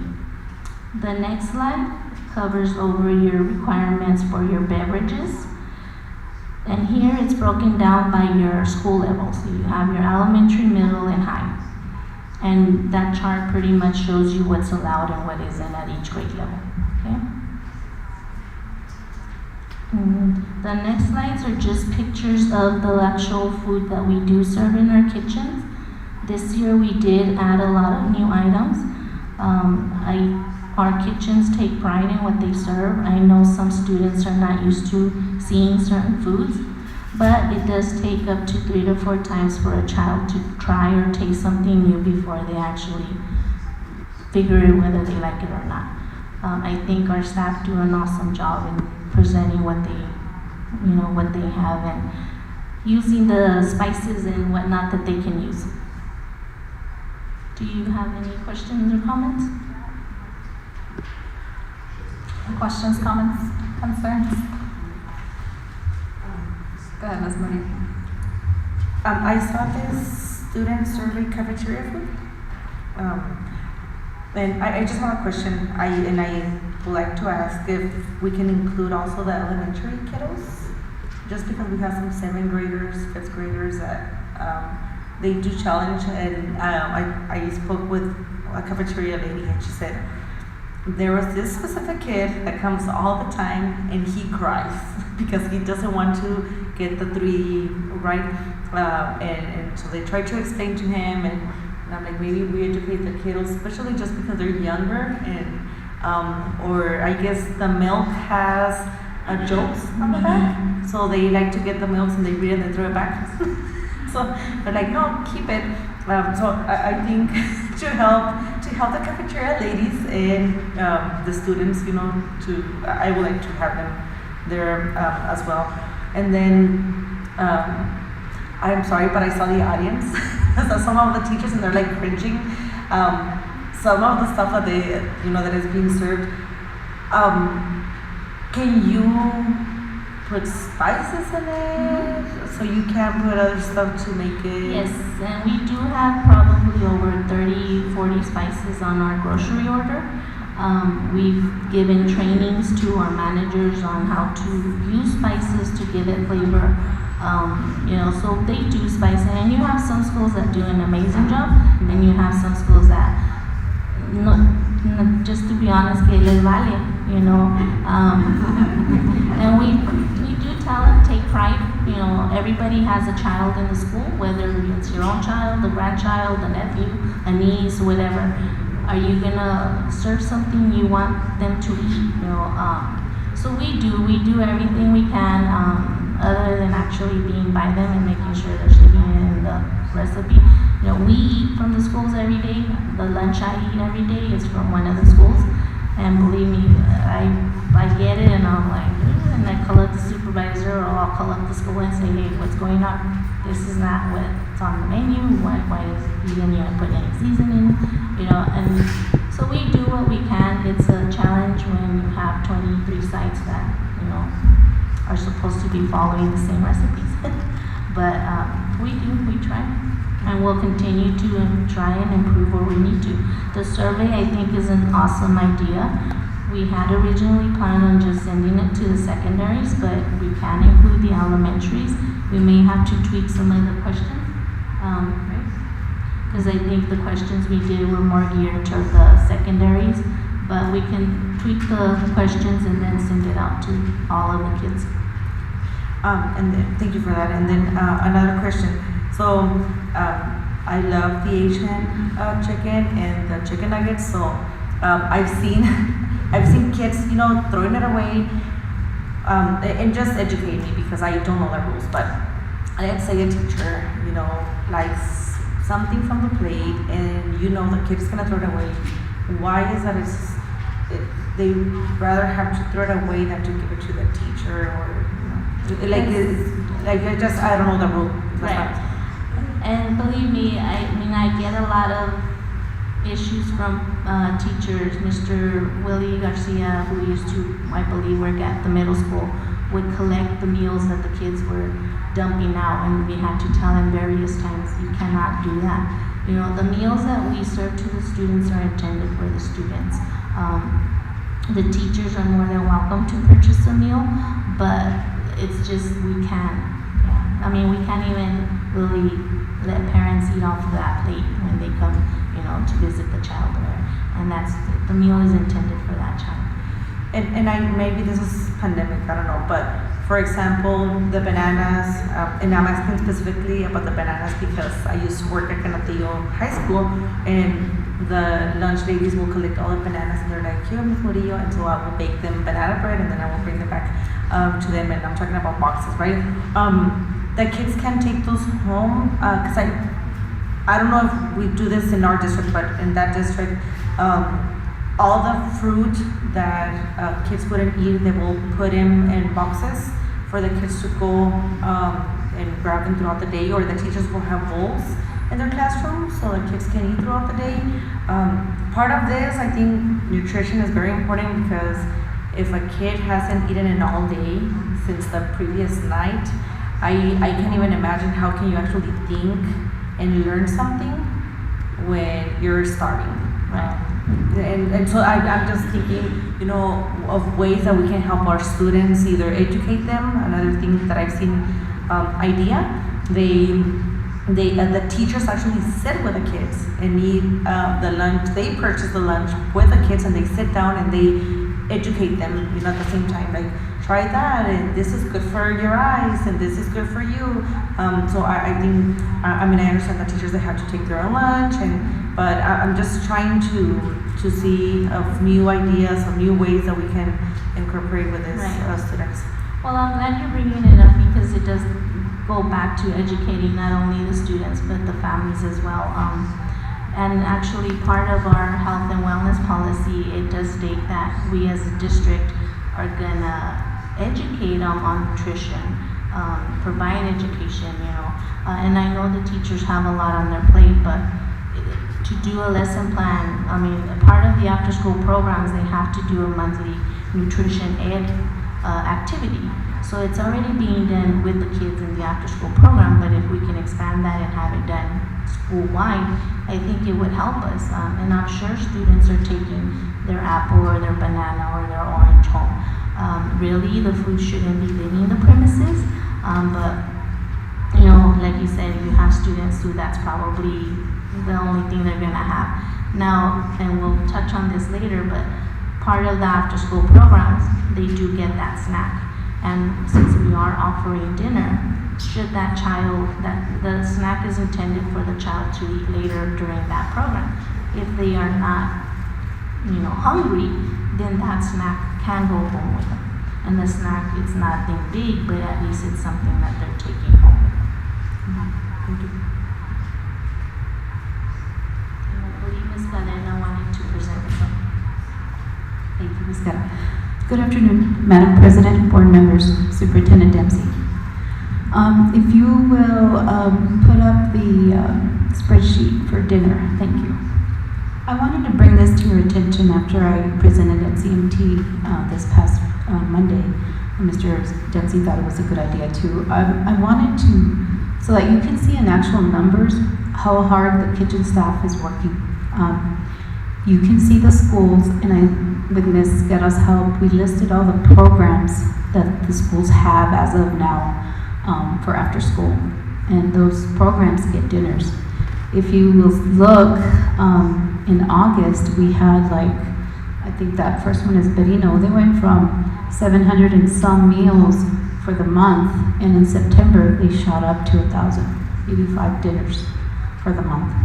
And so the programs continue to grow. I even listed some of the recent funding we got for the at-risk intervention and also the family income index, which are still, those programs are still being implemented or at their beginning. So you'll probably see more increases in the number of dinners served. So I just wanted to bring it to everyone's attention. If you scroll all the way to the bottom, you will see what Ms. Guerra mentioned earlier, is that right there, the totals. So we went from 6,245 meals served in August to almost triple that or triple that in September. So, and what everybody needs to understand is dinner is, they start preparing dinner right after they prepare breakfast and lunch. And so that's additional work, which I can tell you a lot of them don't mind because they care about the students. But we have two people that regularly stay and get paid overtime to serve the dinner. But it takes the entire kitchen staff, right, to prepare dinner. And I just wanted to bring that to everyone's attention and to thank the S&P staff for their hard work. Okay? Any questions? Comments? Ms. Rodriguez. Thank you, Madam President. So I think that Ms. Guerra mentioned about it being a challenge, when having to do the individual applications if we fail to abide by what is being requested, right? So right now we're doing the CEP, and I don't think that it's only, you said something like, let's see, a challenge to have all campuses use not only is it a headache, you said it's a headache, but I think it's really a burden also for the parents, for the families, right? Because if we start tweaking that, well, eventually the USDA will come back and haunt us, right? So I think it's very, very important to abide by that so that we don't lose that, thinking about all the families that will, it's gonna be hard for them to have to pay for the lunches. And then you mentioned about it being a challenge to have all the campuses use the different spices. I think that's also very, very critical. We really need to do something about that because our children are really not eating the food because it has no taste, right? There's no flavor. It needs to be appealing and it needs to be tasty so that they enjoy it and that they really eat it, right? And so not only because we don't want them to waste food, but because I've been a big advocate about saying, if our kids are not fed, they're not gonna learn. Right, and so our kitchen staff needs to also, and I think it falls on the manager, right, knowing that that this is important so that we don't waste the food. So again, I really think we need to figure out a way to have them do this, and then also you said that for each child, the meal is specifically for them, right? And so that's why they can be giving it to someone else. So the reason behind this is, I know you said we can't do it, but the reason behind this is because it's federally funded, or what's the? Correct, because we are a federally funded program. Okay. And so what would be what would happen if we're doing that? I don't think it's the state or federal government has ever caught anybody for doing that, but it's misuse of funds, really. The meal is intended for that child. That's what we are reimbursed for. We can't take that and, he's not going to eat it. Here, you have it, teacher, or you have it, parent, because it's a misuse of funds. Right. Thank you. Yes. Now, we have created share tables. But again, that creates an issue because those share tables are intended for those students that come through the line and take a meal. If they don't want something, they can put it on that share table as long as it is unopened or untouched. and that other child that took a meal but might still be hungry can take off that shared table. But again, when we put those shared tables in place, you don't have those kids coming and taking. You have teachers collecting it and taking it home. Oh, porque yo conozco un vecino, or whatever. Or you have kids who are bringing meals from home and taking off what they want from there. And again, that would be considered misuse of funds because it's not intended for those people. It's intended for the kids that took them in. So does every campus have that? This is the We first time. haven't brought it back because of the pandemic. Oh, okay. And to tell you the truth, I'm still kind of iffy to bring it back because you have all those hands touching and then somebody else comes and touches. So, I don't know, maybe hopefully by next semester, next school year, we will bring them back. I think that that's important, right? Me having boys, I understand that one meal is not enough. So that would be great to be able to do that. And the last thing that I want to mention is that Ms. Cadena mentioned about the kitchen staff working very hard. I truly agree with that, and I think that we really need to look into making sure that they're being compensated for the work that they do. I mean, I know everyone works very hard, but again, these ladies go above and beyond on the making sure that our kids are fed. You mentioned, they do the breakfast and they do the lunch, and then now they have the dinner. And though only 2 of the staff members stay, it's a team effort, right? They all have to prepare the meals. So I think we need to start thinking about that very, very much and making sure, not only did they work during the pandemic, they were there fully supporting, even though that it was, they are essential. And the word says it, right? They are essential, and again, it's essential because our kids need to be fed in order to learn. So thank you. I definitely agree that we need to, thank them for the work that they're doing, but not only thanking them, but looking into compensating them accordingly.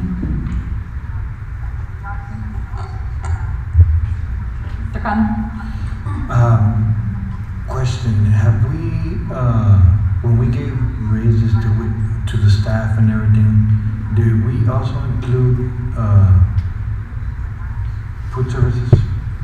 Madam President, Mr. Connell and board members, absolutely. And in fact, hourly employees, in terms of percentage increases, receive some of the highest. Now that doesn't, I think about those individuals that, and Ms. Guetta, help me here a little bit.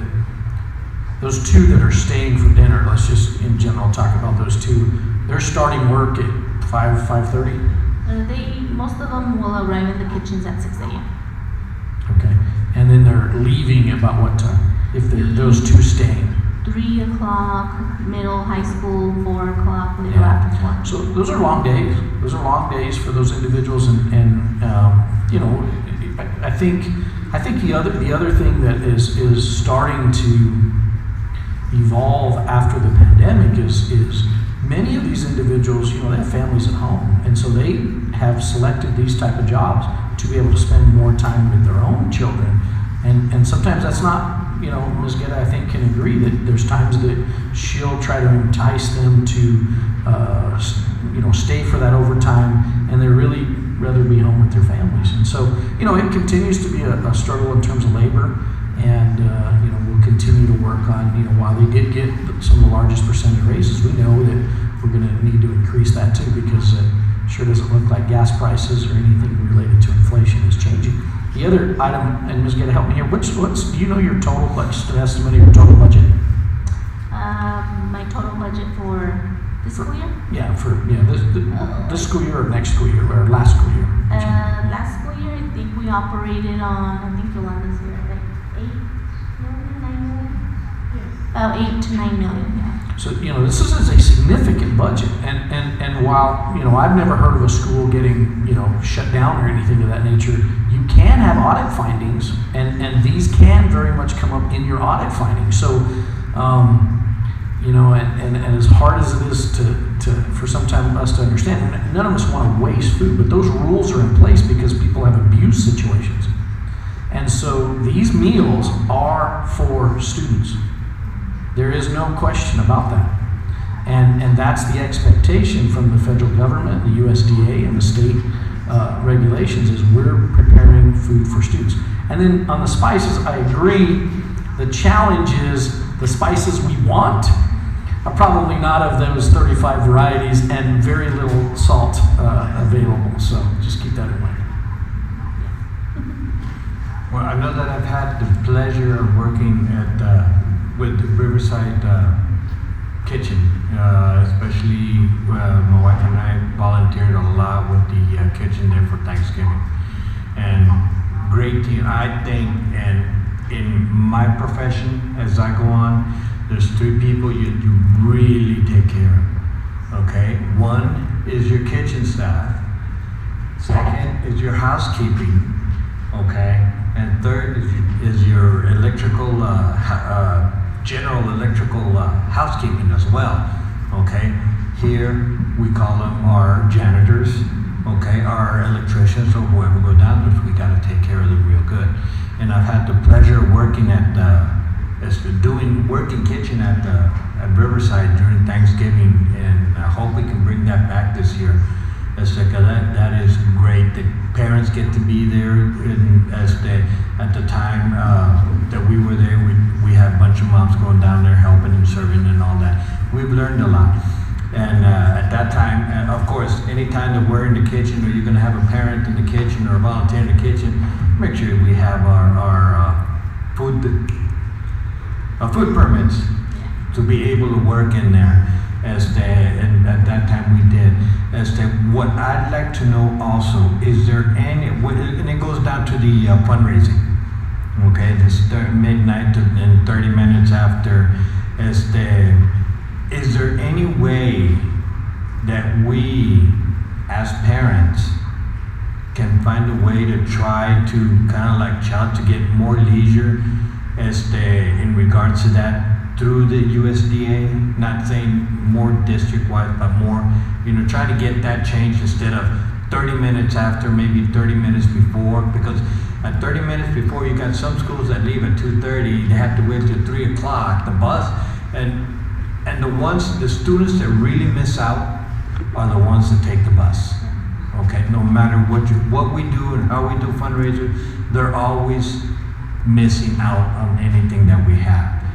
So I would like to find out, see if there's a way that we can challenge that, or maybe get that changed, not just for our district, for other districts, which I'm pretty sure they're going through the same thing, to at least try to get somebody to fight for us, so we can give them that leisure, so that way they can have some fundraising, or else, So what I would say to that is, why just push it and challenge it for fundraising? You're sitting up here telling me the kids don't like the food, and that's what we need, because we voice our voices to our legislators, but when it's just SMP people doing it, the greater the numbers, the stronger we're going to be heard. So rather than pushing just fundraisers requirements to be kind of, laxed a little bit, push it for the whole program. We want those kids to eat these meals. Let's push everything, not just fundraising, because we're here for the kids, right? So let's make sure that they're getting meals they're going to eat. And really, to do that, we as a group would have to push and make our voices heard all the way to the White House. Right now, I know Mr. Biden just passed a bill, and he pushed for more programs, your SNAP, your TANF. He did, part of our piece was to keep our reimbursement rates a little bit higher. Nothing is in there about changing the requirements of what has to be served.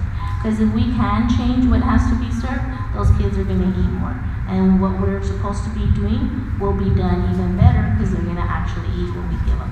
So if we're gonna push for one thing, I think we need to push for everything. Ms. Geller, you hit it right on the nail on the head. And parents out there, as the administrators, parents, anybody, grandparents, let's get together. Let's push to improve our meals for our kids. Okay? That's what Gadsden stands for. Okay? That's what all our district is going to stand for. Let's push for it. I agree.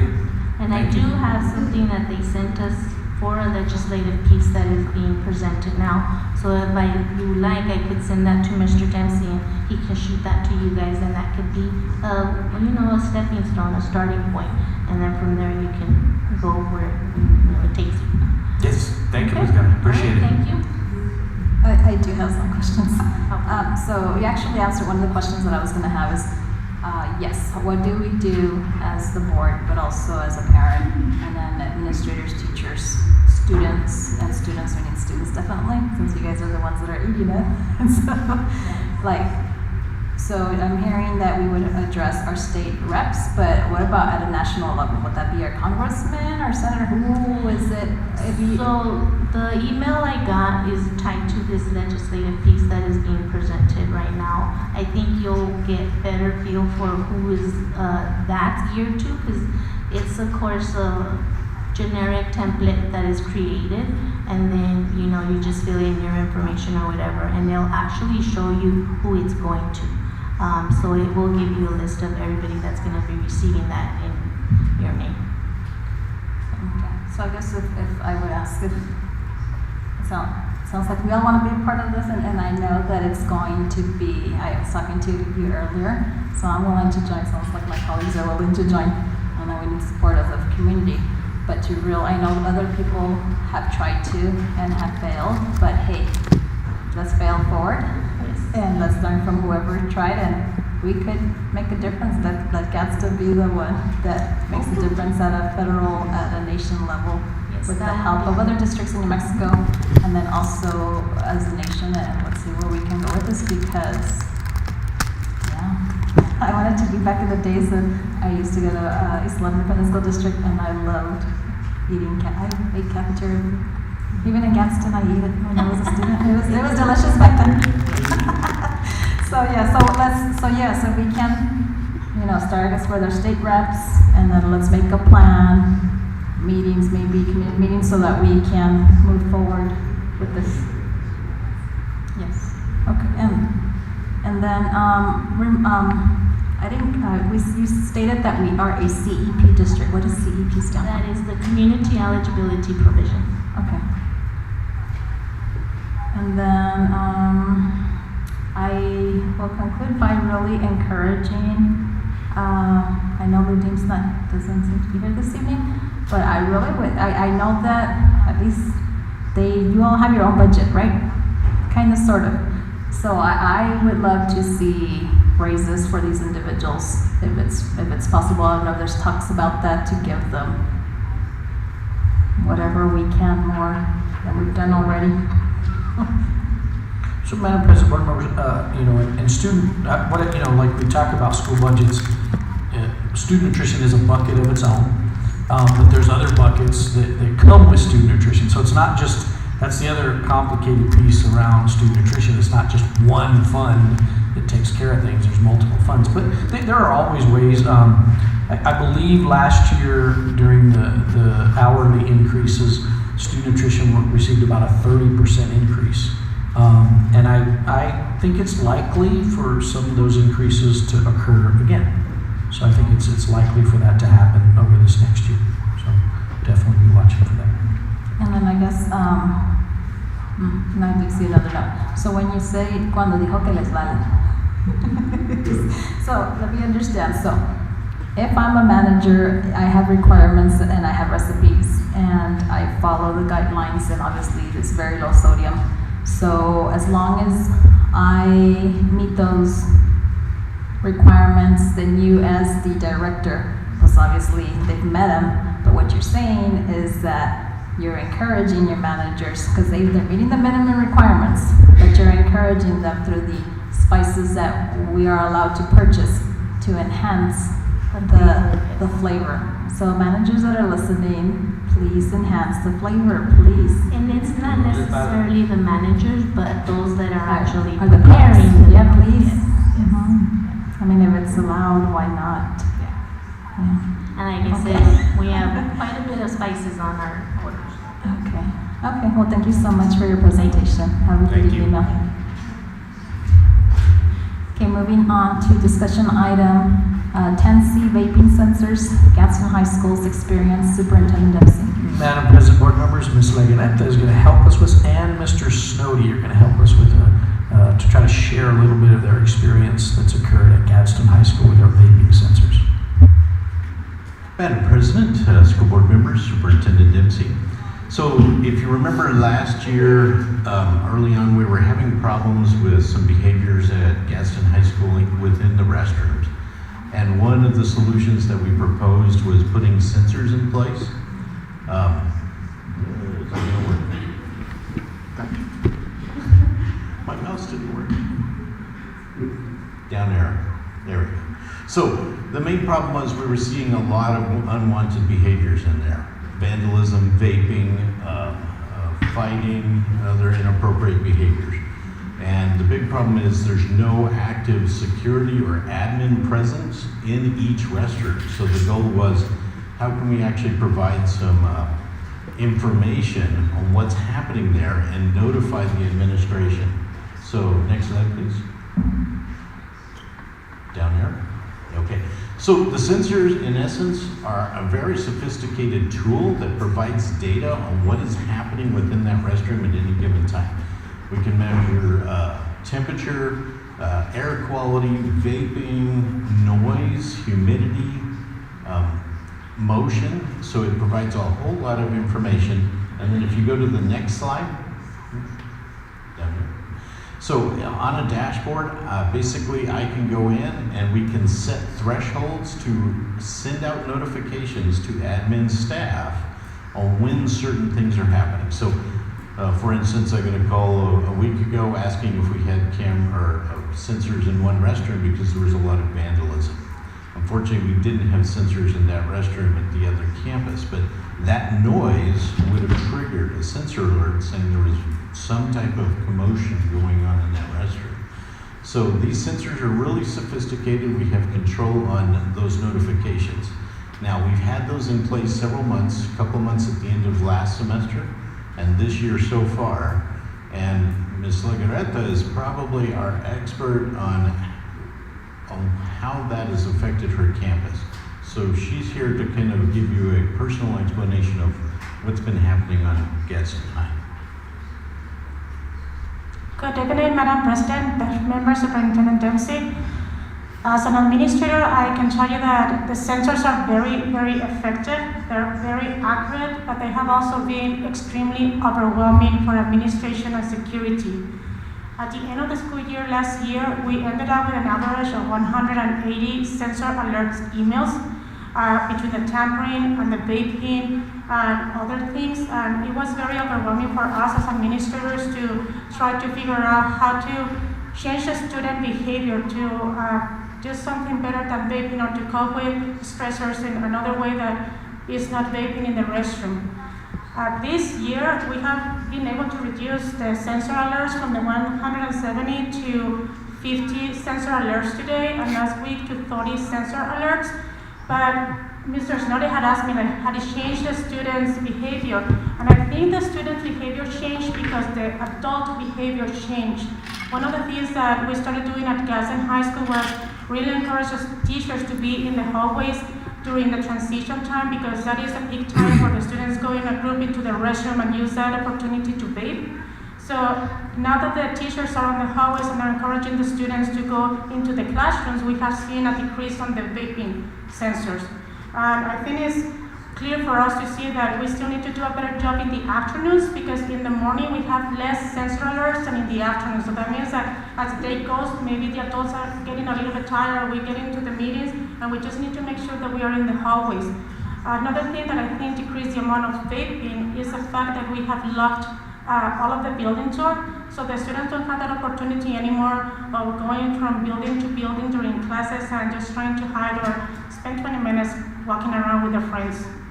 So at the beginning, Ms. Rodriguez and I had asked Mr. Snoddy if the sensors were broken because of the amount of emails. Unfortunately, they're not. They were working very well, and it has been overwhelming because we didn't realize the problem that vaping was within our students. And I think that is what it has been heartbreaking. Questions? Questions, comments, concerns, Mrs. Murillo? Well, this is for Mr. Dempsey. I've heard from many people, many students, about an issue with Santa Teresa. Are we, do we have a date moving to different, oh, Mr. Smith, sorry. Sorry for you. Do we have a date for Santa Teresa High School? So with the grant funding that's available, we've already kind of scoped out for the other two major high schools. And let's work. Next slide, please. So we've already scoped out that for the other two campuses. So we have the grant funding available. If we move forward with both campuses, we'll have to add some additional cameras. And to mention, when we got the additional cameras, we actually have on Gadsden High School a camera facing every restroom. So if there are incidents, or we can actually see students kind of posting guards on those restrooms to look for admin, we can actually see those. So we'd have to add a few more cameras on campuses, and then counting up all the restrooms, the multiple sensors within each restroom. We could easily do that with the grant money that we have available. So it just, when that grant funding is available, and if everything is okay, we will move forward with getting those two high schools. We will have to do some network upgrades, so feasibly we could get that done next semester if everything went really well, if we move forward with that. Thank you. Any further questions? So I did, what about, will we need the grant in order, or what are your thoughts about implementing this at our middle schools? Do we have a vaping issue in the middle schools? We have vaping issues at most schools. So, Madam President, board members, I'd venture to say we have vaping issues across our nation. And with Ms. Legaretta, I think had I been an assistant principal at a building and they had installed this, I'd have asked the same thing, like, these are not working great. Hey, keep in mind, and Ms. Legaretta, correct me if I'm wrong, what happens with these is they get an alert on their phone. And then they have access to the camera system so they can see what students went in or exited, right? And now, but to keep up with 190 alerts a day, along with everything else they're doing, is pretty significant. But think of that. I mean, you know, we were able to utilize our cameras, and we literally, Mr. Snowdy and I did this one day from his office. During passing periods, we could watch students leave their classroom, on the way to another classroom, stop at a restroom, the vape sensor would go off, they would walk out. Before they got to their next class, they stopped at another restroom, walked in, vape sensor goes off. Now think about that. Every passing period, every day, that's how much chemicals they're putting in their body. I don't know what chemicals they're putting in their body, but there's no way that is safe for any teenager, any human. And I'm probably more concerned about the long-term health effects that could be occurring. And so, you know, I want you to know we're serious about this. I don't know if these are ESSER or ART dollars that we're talking about. ART. So these are ART dollars. So those dollars, you know, we've got to, there's a timing on these, and Ms. Villalobos is working every day to keep us in compliance. But we will have the opportunity to get these into our high schools, and then we'll start talking about how do we get them in our middle schools. But I think the bigger concern is talking to students, and this is another space that we can our hands are tied in so much, is we need parents engaged to understand what does your child have on them, what are they bringing to school, what do they have access to, and what are the long-term health effects of what they might be allowing to occur, or maybe not allowing, but not realizing is occurring. If you walk in a restroom and it smells like a really nice strawberry or bubblegum smell, that's vaping. And it could very much be an illegal substance that they're vaping that smells that way. And that's a very new thing for all of us. I think the adults are the ones adjusting to this, and it's going to take us a little time. Go ahead. Thank you, Madam President. I completely agree with that, Mr. Dempsey, and I think that we have to create the awareness with parents. So I think that that's something that we need to start having some classes where parents become acquainted with this, because you know, many times they're naive or ignorant to the situation, right? So unless they know what they're looking for, nothing's gonna happen. So I do appreciate that. I know that at Gadsden High School there was something, was it the Clínica de la Familia, that did a presentation. So one of the things that I did hear from a couple of students is that I think they felt like, well, we already know that information. So I think it needs to go to a different level, because a lot of them, it was almost like, to them, it was almost like a joke because they knew, and it's like, it was interesting to hear them talk about it. So the kids are very well aware, but do they know to what extreme, right? So instead of asking them the question, it's letting them know this is what's affecting you, this is what could happen, this is the outcome of you utilizing it 3 times a day instead of, what should be the normal thing, which in reality vaping shouldn't be normal. But again, creating that awareness with the parents, and then the students getting more of what the effects will be, I think is very necessary. And of course, these are things to help stop it, with the alarms. But again, we need to understand what the situation really looks like. So, but thank you for having that. I think that it's a start, and we need to continue that education. Mrs. Maria. Along with that, personal experience, I wanted to stop smoking, and I started vaping, and I started having headaches, and the coughing, it was horrible. That my doctor told me, you know what, I'm not gonna make you stop smoking, but if you're gonna smoke cigarettes. Stay away from the vape. That's how bad it is for your body. And I stopped, and the headache stopped, and the coughing stopped. But yes, I agree with Ms. Rodriguez. In my opinion, not so much educating the parents, but more educating the students. And I'm sure there's motivational speakers out there that can relate more at their level, instead of the presentations from, I actually attended 2 of the Clínica de la Familia, and that was good information as a parent, but as a student, I think we need to get at their level and educate them about this is how bad it is for you. I asked, my son actually did a survey last year, and that was because of my daughter, but he did a survey as to why are you vaping? And mostly everybody said because they were so stressed out. Because it was like that. And you know what, with me, when I'm anxious, it helped, it did the work, it did what it needed to do. So finding new ways of helping these students coping with whatever they're dealing with, whether it's at home or whether it's at school. So I think that is where principals, assistant principals, teachers coming together. Mr. Snooty, you mentioned, patrolling the hallways, but that's just, for me, it's like, I'm here as the authority, and what are you doing?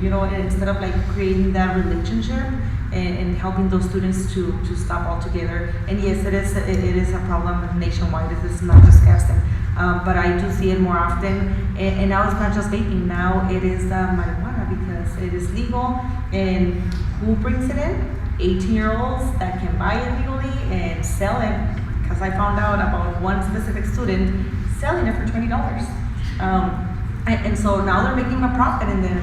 So I think we need to target the students, especially the high schoolers, because they're more knowledgeable, and trying to, not so much about this is what it's going to do to your lungs, this is what it's going to do to your body, but helping them understand that with your mental health, how can we help you?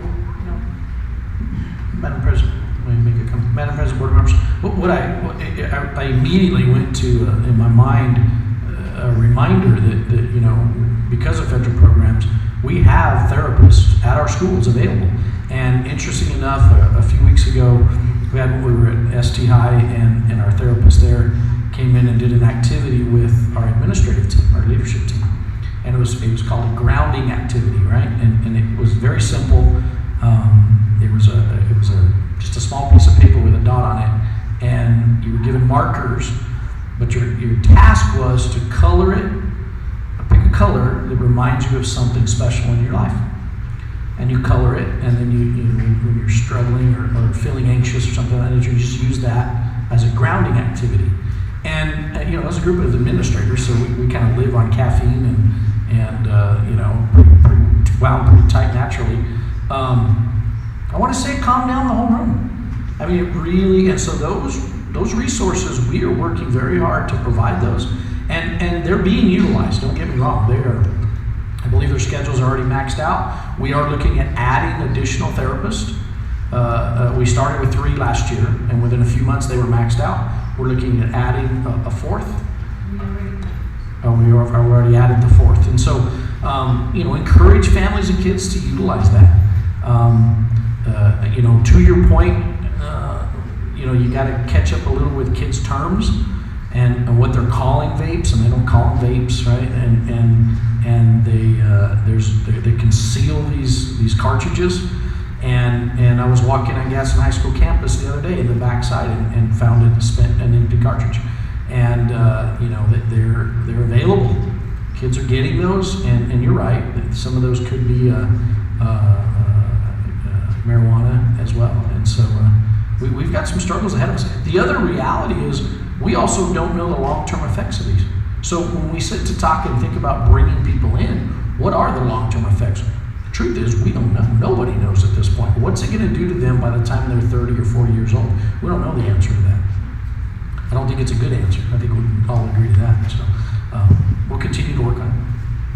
I do have a question. So the notifications, I guess recap, how do administrators and security get the notifications, and do they get it in their cell phone, or how does that work? So there are 2 options, and I think we've got it set up for both. It'll do an email, and then we put in whoever is going to respond their cell phone numbers, and it sends them a text message as soon as the event's registered, and they'll receive it. Now, just the question too, is if they're receiving it on their cell phones, does it take data away from them, or? It should fall under texting. It's just a text message. It's not like it's streaming. Now they can open it and view the camera from there. So they can open it and immediately click over to the camera. But if they're on the district Wi-Fi, it's not going to be consuming their data. Their own data. So just the recommendation is if they're going to use a personal cell phone, is feed off of the district Correct. Wi-Fi as a guest then. Yeah. Okay. That's all for me. Thank you for your presentation. Have a good evening. Okay. Moving on to discussion item 10D, board meeting formality, Robert's Rules of Order. Superintendent Dempsey. Okay, Madam President, board members, this is something that President Flores had asked me to review, and I think I have a copy of it up there that each of you have access to. There is a board policy, BEDD, that in our GISD policy that talks about rules of order. Now you'll notice that says rules of order, not Robert's Rules of Order. Okay, and so I think what I thought might be good is to review those what I'm going to call points of interest. Or emphasis. First, as a reminder, and we all know these things because we hear them all the time, but this is a business meeting that requires structure and transparency. We already know that, but we know it's a good reminder for all of us is we want people to have that. We need a structure to keep it orderly, and we also need to maintain transparency for our audience. There is a process by which action is taken. A note here, you can always, the board president can always call for a motion. A second is not required, but she could call for a second. Some boards do have seconds in their practice. It's not a requirement. Policy adoption is done by majority vote. Every meeting we talk about a quorum. If at some point there's not a quorum present, no action items can be moved on. So it is very important to document a quorum. Debate, there's a process in board policy that talks about debate. How do you talk about a topic that there's different opinions, and there's a process utilized for that. There's also what's called procedural motions. We do those every meeting. To adjourn a meeting, that's a procedural motion. You can take a recess at any time. You can, a good practice sometimes, and we forget to do this, I do personally, is the board can, sometimes with our presentations, we get a little off topic. And that's something you want to be careful of, because you want to be following that agenda so that's that transparency piece, so the community knows what we're discussing. And so it's not a bad reminder that you can remind each other, all of us, that we need to follow our agenda. And you can call for that. That's a procedural motion, call to follow the agenda. I mean, somebody feels like we're a little off topic. Once in a while, you get a complex motion. And that, we've had a few of those where you can actually divide the motion so that everybody understands each component of it. So sometimes most of the time they're simple motions, sometimes they get very complex, and you actually can do that as well. You can postpone action items. If you feel like there's a need to postpone it, you can make a motion to postpone. You can reconsider. This is a motion that must be made by a member who voted with a prevailing side, and you can look to reconsider an action item. You can rescind or repeal a motion. Those are just some examples. There's also, you can withdraw a motion. So if you as a board member initially make a motion, you have the right to withdraw that motion. Remember, we can only act on one motion at a time, so that's something our president manages, is when a motion's on the floor, there can't be another motion made until that motion is handled as or managed. Now they can withdraw that motion and get another motion in place. There's a duty to vote. That's a real important component. Is every member must vote unless excused by the remaining members. Now you might ask yourself, why would someone be excused? There's conflict of interest type situations, and so sometimes there's members that have to recuse themselves because of those situations. And then another note that I had here were our minutes are absolutely required. At the bottom of the policy, will you scroll down a little for me, Mr. Snowden? At the very bottom, you can see the legal references, and they will note 22-5-4 NMSA. That's the statutory requirements, and I clicked on it today, and you can always read about those requirements in New Mexico statute. There you also see additional cross-reference policies, and this process relates to the meeting notices, posting of agendas, meeting minutes, and New Mexico Open Meeting Act requirements.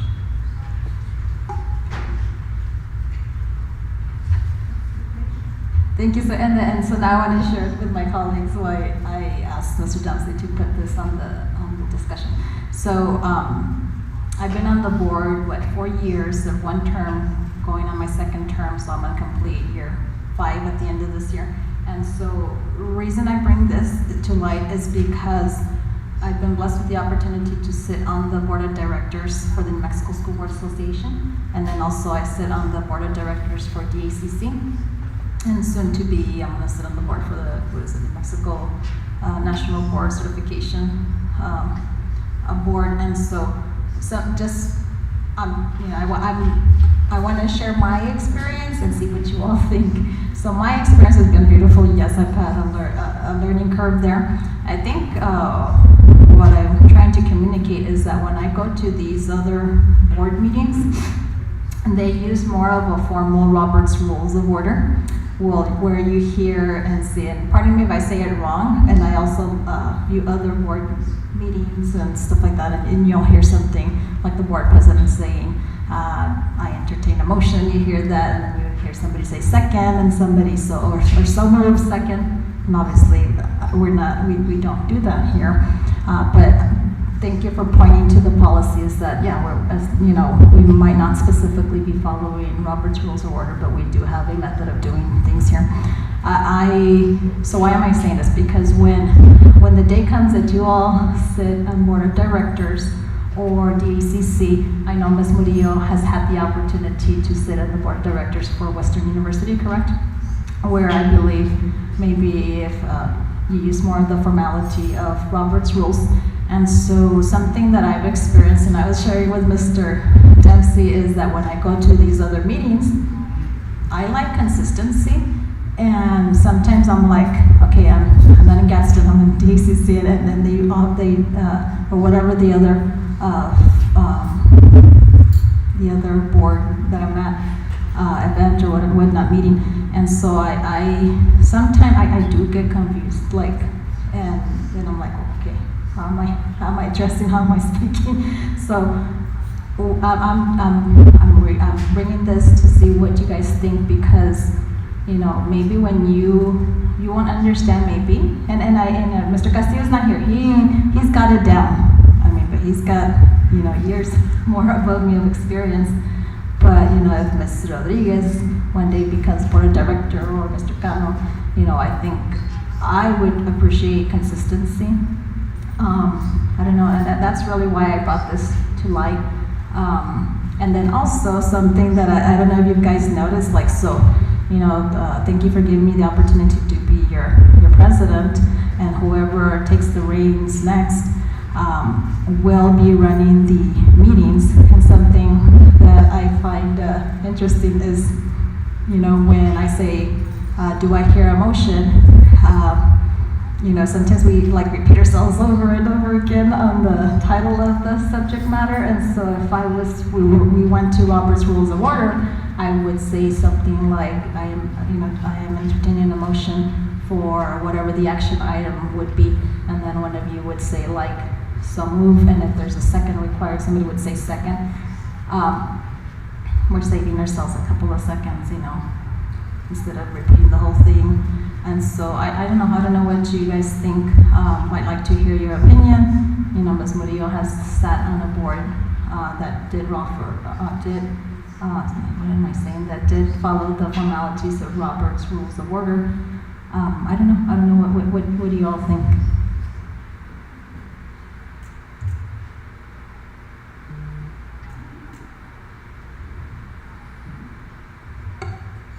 So I guess I have to say something. No, I think that we basically are following, right, the rules and the policy. If we see it, that Mr. Dempsey was talking about, well, we are doing things properly. It's not like we're breaking any rules. I think that perhaps it would be something to consider, and maybe start getting some kind of, because it is a process that's going to be very structured, and we need to, if we're going to apply it, we need to apply it fully. And so I think that perhaps getting some kind of workshop or something where I don't know that it's a workshop, but maybe where we get more information of what it is exactly that's expected of us, right? Because I especially given that we're used to a certain system, and maybe we're gonna have, halfway we're gonna do one way and then the other Robert's rule. So I think it's something to consider. I agree that perhaps, when you're part of other boards, that's where it becomes a little bit of becomes a little difficult. But yes, I would definitely consider it. I'm not saying that we have to do it, because again, since we are doing what we're supposed to, I feel confident that we're following policy.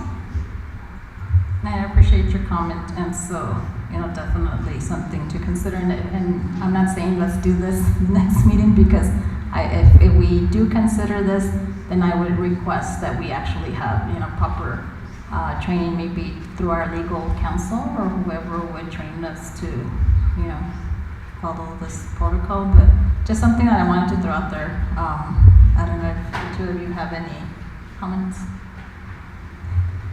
With me, when I was a regent, they did had training and mock procedures in that, but it's different because higher education, it involves a secretary of higher education, and you have the training in a one-on-one with her. And that's why when I came here, I was expecting that. I'm like, oh wait, I didn't know that it was so different. I think that one thing that I mentioned to you guys at the beginning of the year is, and it's it has stayed with me throughout my journey in different boards, is just remember that as a board, you are the face, and you have to be professional, and this is your house, and this is the only time that we have a say, right? But I guess my question is, what is exactly that you're looking for? I mean, I know you're saying you want to, you know, like follow it, but what is exactly that you're not seeing here that you want to see it on paper?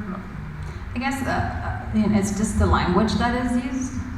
And like I'm saying, like you'll hear other board presidents of whatever board, even school boards, but other boards saying like entertain a motion, then you hear so moved, second, and again, because we do it differently here, so then when I'm in those other environments, it throws me off, and I mean, if you all don't want to, that's that's fine. It's just, I'm just thinking ahead, because I'm like, the day that, I don't know if it's gonna affect you the way it's affected me, but like consistency, because I was even telling Mr. Dempsey that if you keep up with Congress, they use the formality of Robert's rules, you hear that, and so most boards do that. I'm not saying that we're doing anything wrong, I'm just for, so if you guys have the opportunities to serve in other boards, like when you came here, obviously you were expecting the other type of formality, not that we were doing anything wrong here, but I don't know. So you're talking about the part where is, do I hear a motion, and then for the planning and zoning, we say, we do have to say the whole thing twice, like that's a must. So I had to learn that as well. For the sake, just because we were in Zoom and very clarity, right, with the audience, so we had to do that. But you're talking about when it says, do I hear a motion, and then instead of the so recommend, that's when you bring, like I make a motion, and then the other board members say, I second. That one? Yeah, but see, and that's the thing, because That would I'm be like not used to that other formality, Yeah. so I mean, I wouldn't pretend to.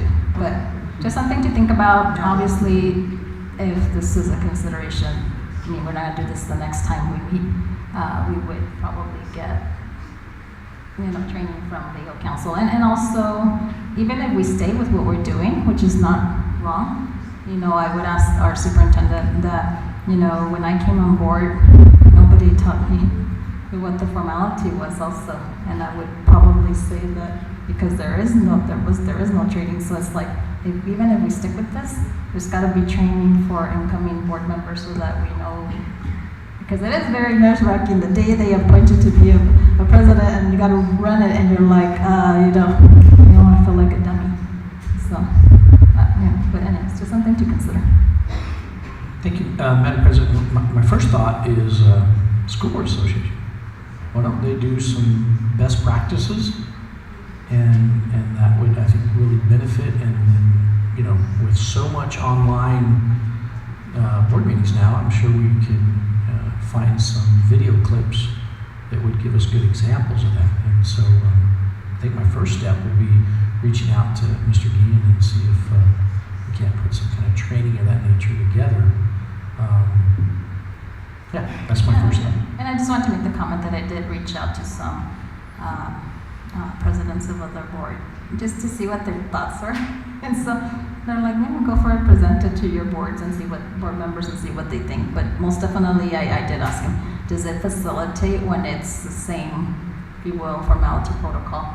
Because some of these individuals sit on board directors and, the local ones at the ACC, and they said absolutely yes, it makes sense. But of course, we are Gadsden, and whatever we need to do, but just something to consider. And with that, I conclude on this topic. Thank you. Okay. Moving on to discussion item 10E, monthly budget report for the month ending August 31st, 2022. Superintendent Dempsey. Madam President, board members, Ms. Villarreal is going to help us. Good evening, President Salazar Flores, Superintendent Dempsey, and board members. I bring forth the August 31st monthly budget report. Our operational fund revenues as of August 31st, 2022 were $24 million, which represents 16.71% of budgeted revenues. Our operational fund expenditures as of August 31st, 2022 were $15.2 million, which represent 7.93% of budgeted expenditures. The August 31st, 2022 operational fund cash balance before loans is 76.2 million. The cash balance after the temporary loans of 4.6 was 71.5 million. As of August 31st, 2022, the Public Education Department and other grant fund agencies owed the district approximately $5 million. Our pledge collateral and all bank accounts are in the compliance requirement as of August 31st. And we also have our internal reviews on the next page of the summary for your convenience, and I stand for any questions. Any questions, comments, or concerns? I don't believe so. Thank you for your presentation. Have a good evening. Thank you. Okay, now we're moving on to closed session, so do I hear a motion? Madam President, I'd like to make the motion that we go into closed session. And then you can read all of the details there.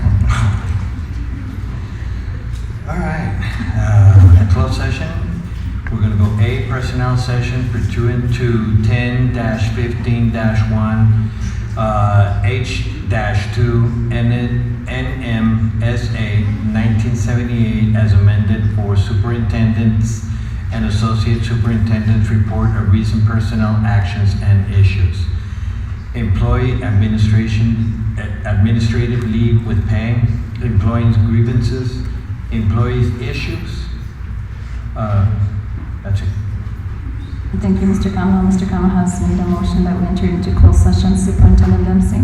So recommend. Mr. Gallo, can you please take roll call?